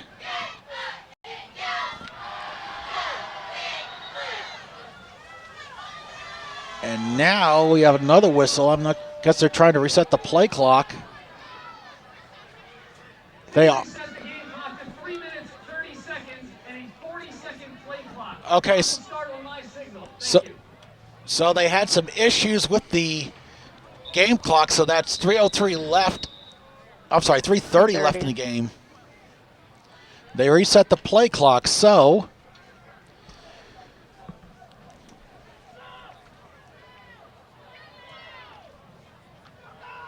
the game clock should read 3 minutes 12 seconds. 3 minutes 12 seconds. Now they're going to say it should be 3:12, which what it should be. That's what it was whenever the whistle was blown for the official timeout for the injury. And now apparently they're signaling timeout Clarion, apparently. So that is their final timeout. So never a dull moment in the PSAC. Yeah, Clarion has gone to the sidelines. California is still out there, huddled up. Harris is the only one that went to the sideline to get the play call. California still has all 3 of their timeouts left. You know, to be perfectly honest, Allison, I think maybe, I don't know if that was the intent to have Harris go out there alone as he's talking to the it looks like Coach Keller and the rest of the offensive, one of his assistants, but it's almost like maybe that was the intent, just have Harris go over and bring the play back, or maybe, because that was not exactly, until we heard the referee call it, it wasn't exactly conspicuous that it was a timeout call. Yeah. Well, it's been interesting because on this drive, Harris has been going to the sideline to get the call, which normally it is not. Normally it's through hand signals, as they're normally playing a fast-paced offense. Not this time, however, choosing to kill some clock. So the clock, well, the play clock restarted, but remember with the timeout, clock stands at 3:12. Harris, Roberson trying to he gets stuffed at the line of scrimmage. Maybe a loss of a yard. Looked like Jared Davis, among others, on the stop. Yeah, he lost about 2 yards on the play. The clock is still ticking, however, under 3 minutes now. And Harris goes to the sideline once again, makes some changes. California taking their time, which again, like I said, we don't see very often, but obviously right now they just want to kill clock. And they're aware that they're out of timeouts. Clarion is out of timeouts, rather, so that might have an impact as well. So it'll be second down and goal from the 4-yard line. Roberson again gets stuffed behind the line of scrimmage. And again, getting back to some of the teams in the region looking for a playoff berth. Concord was one of them out on the Mountain East. They held off a very formidable Charleston team, 24-20, so they're still in the mix. Third down and goal. They are going to be one of only 2 undefeated teams in the region when this game is over. 2 other undefeated teams in Bloomsburg and Westchester squaring off this weekend. So now, minute 48. It looks like California's going to call a timeout when the play clock gets to 0. So with 1:40 left, California calls their first timeout. California just trying to make a decision here as to what they want to do.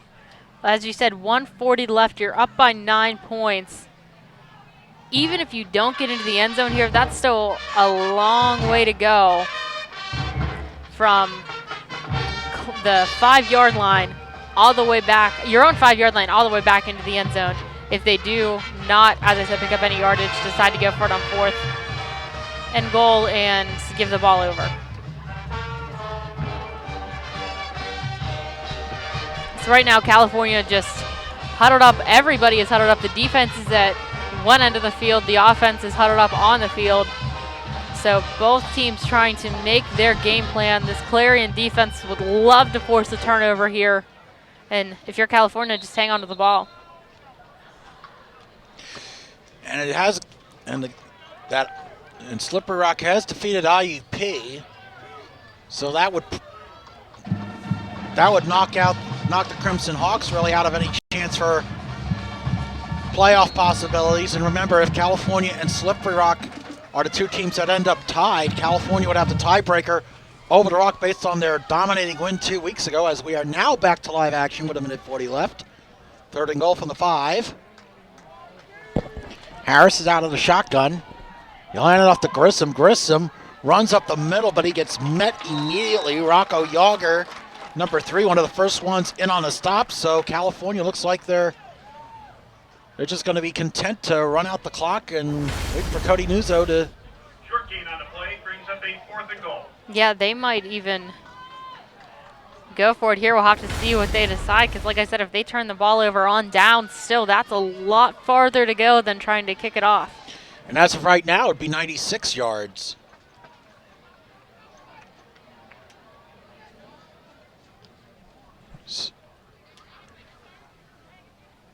Well, California does have 2 timeouts remaining. So they're gonna again call timeout, and now we're gonna see we do see Cody Nuzzo coming out there along with the rest of the special teams, and we see everybody converging on the far sideline. But again, we mentioned up ahead, California's got a pair of tough tests. They have to go up against Gannon and their outstanding quarterback, Liam Nadler. That'll be next Saturday at Adamson Stadium for a 1 o'clock kickoff. That game will stream live on America One. And then a game a lot of people are worried about on the 8th at Mercyhurst. The Vulcans have struggled the last few years with the Lakers. And then that last game of the season, Lock Haven or the PSAC state game, depending on how things play out. So, going to be a fun 3 weeks, that's for sure, Allison. It is, and this season is far from over. The schedule just gets tougher for California, and they are going to go for it on 4th down. So as you were alluding to, Allison, worst case scenario, even if they don't convert, they have Clarion pinned well deep as pass by Harris is overthrown, intended for Kwan Scott, incomplete. So now that'll be a 1st and 10 for Clarion. 49 seconds left at their own 4-yard line. No, you said only 49 seconds left. They have to go 96 yards, kick off, get the ball, do an onside kick, hope they recover it, and then try to go back into the end zone. That is a mouthful. So that was about California just killed about at least 3+ minutes of clock time. So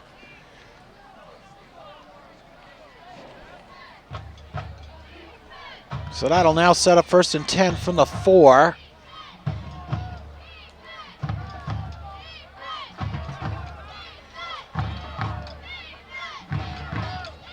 Simmons pass. He is going to get taken down. That is a safety for California.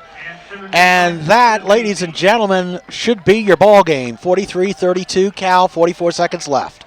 Big defensive play there. They were looking deep, and the California defense realized they were going to need time. You see Simmons trying to just hang on to it, not able to. 2 players bring him down, including Jawan Turner emphatically brings him down. He's happy about that one, and it looks like California will leave Clarion with a win. But this Clarion team showed a lot of passion for this game, the way that they played today. They did a great job of coming back, kept chipping away. They would not give California the opportunity to just win this outright and, start throwing in backup players that you don't see a whole lot. It wasn't one of those games. It was one of those games where it was tight till the end. So with 44 seconds, Clarion will attempt a free kick.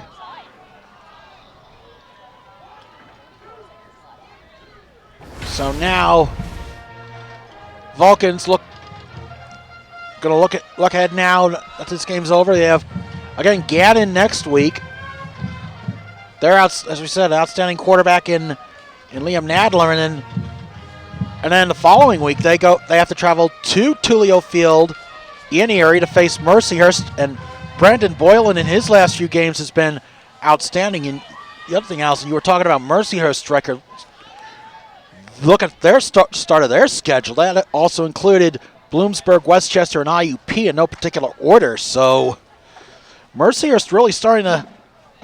They're a much better team than their 4-4 record indicates, as we're about to get back to live action here. It is California 43, Clarion 32. As Ayers kicks it. Roberson's just going to fall on it at the 27-yard line, and I would say the Vulcans are likely going to go into the victory formation. So James Harris, that interception notwithstanding, 18 for 33 for 284 yards. And I mean, again, other than that interception, another solid performance for the junior out of Georgia. Yeah, the offense did pretty well today. They put 41 points up on the board. You have that safety as well, so 43 total points on the board. The defense, though, it needs to shore up a little bit. They had some injuries go down, as you said, and when it comes down to it, Simmons really tried to will his team to victory today. 25 for 51, 376 yards, and a touchdown and an interception, and 3 sacks. And Harris takes a knee, as that should pretty much do it. 33 seconds left. And the California defense only allowing only 69 yards of net rushing yards, so that will pretty much do it from Clarion. Your final score as the clock runs down to 12 seconds is California 43, Clarion 32, and again we saw some few defensive lapses, but also the penalties killing the Vulcans, or hurting the Vulcans rather. Yeah, it was, but in the end, they were able to leave here with the victory, continue on their win streak, and they will go back home to Adams Stadium to face a very tough Golden Knights team. So that'll be next Saturday. For Allison Steinheiser and our entire CUTV crew, I'm Creighton Rabs. Thank you for watching California Vulcans football on CUTV Sports.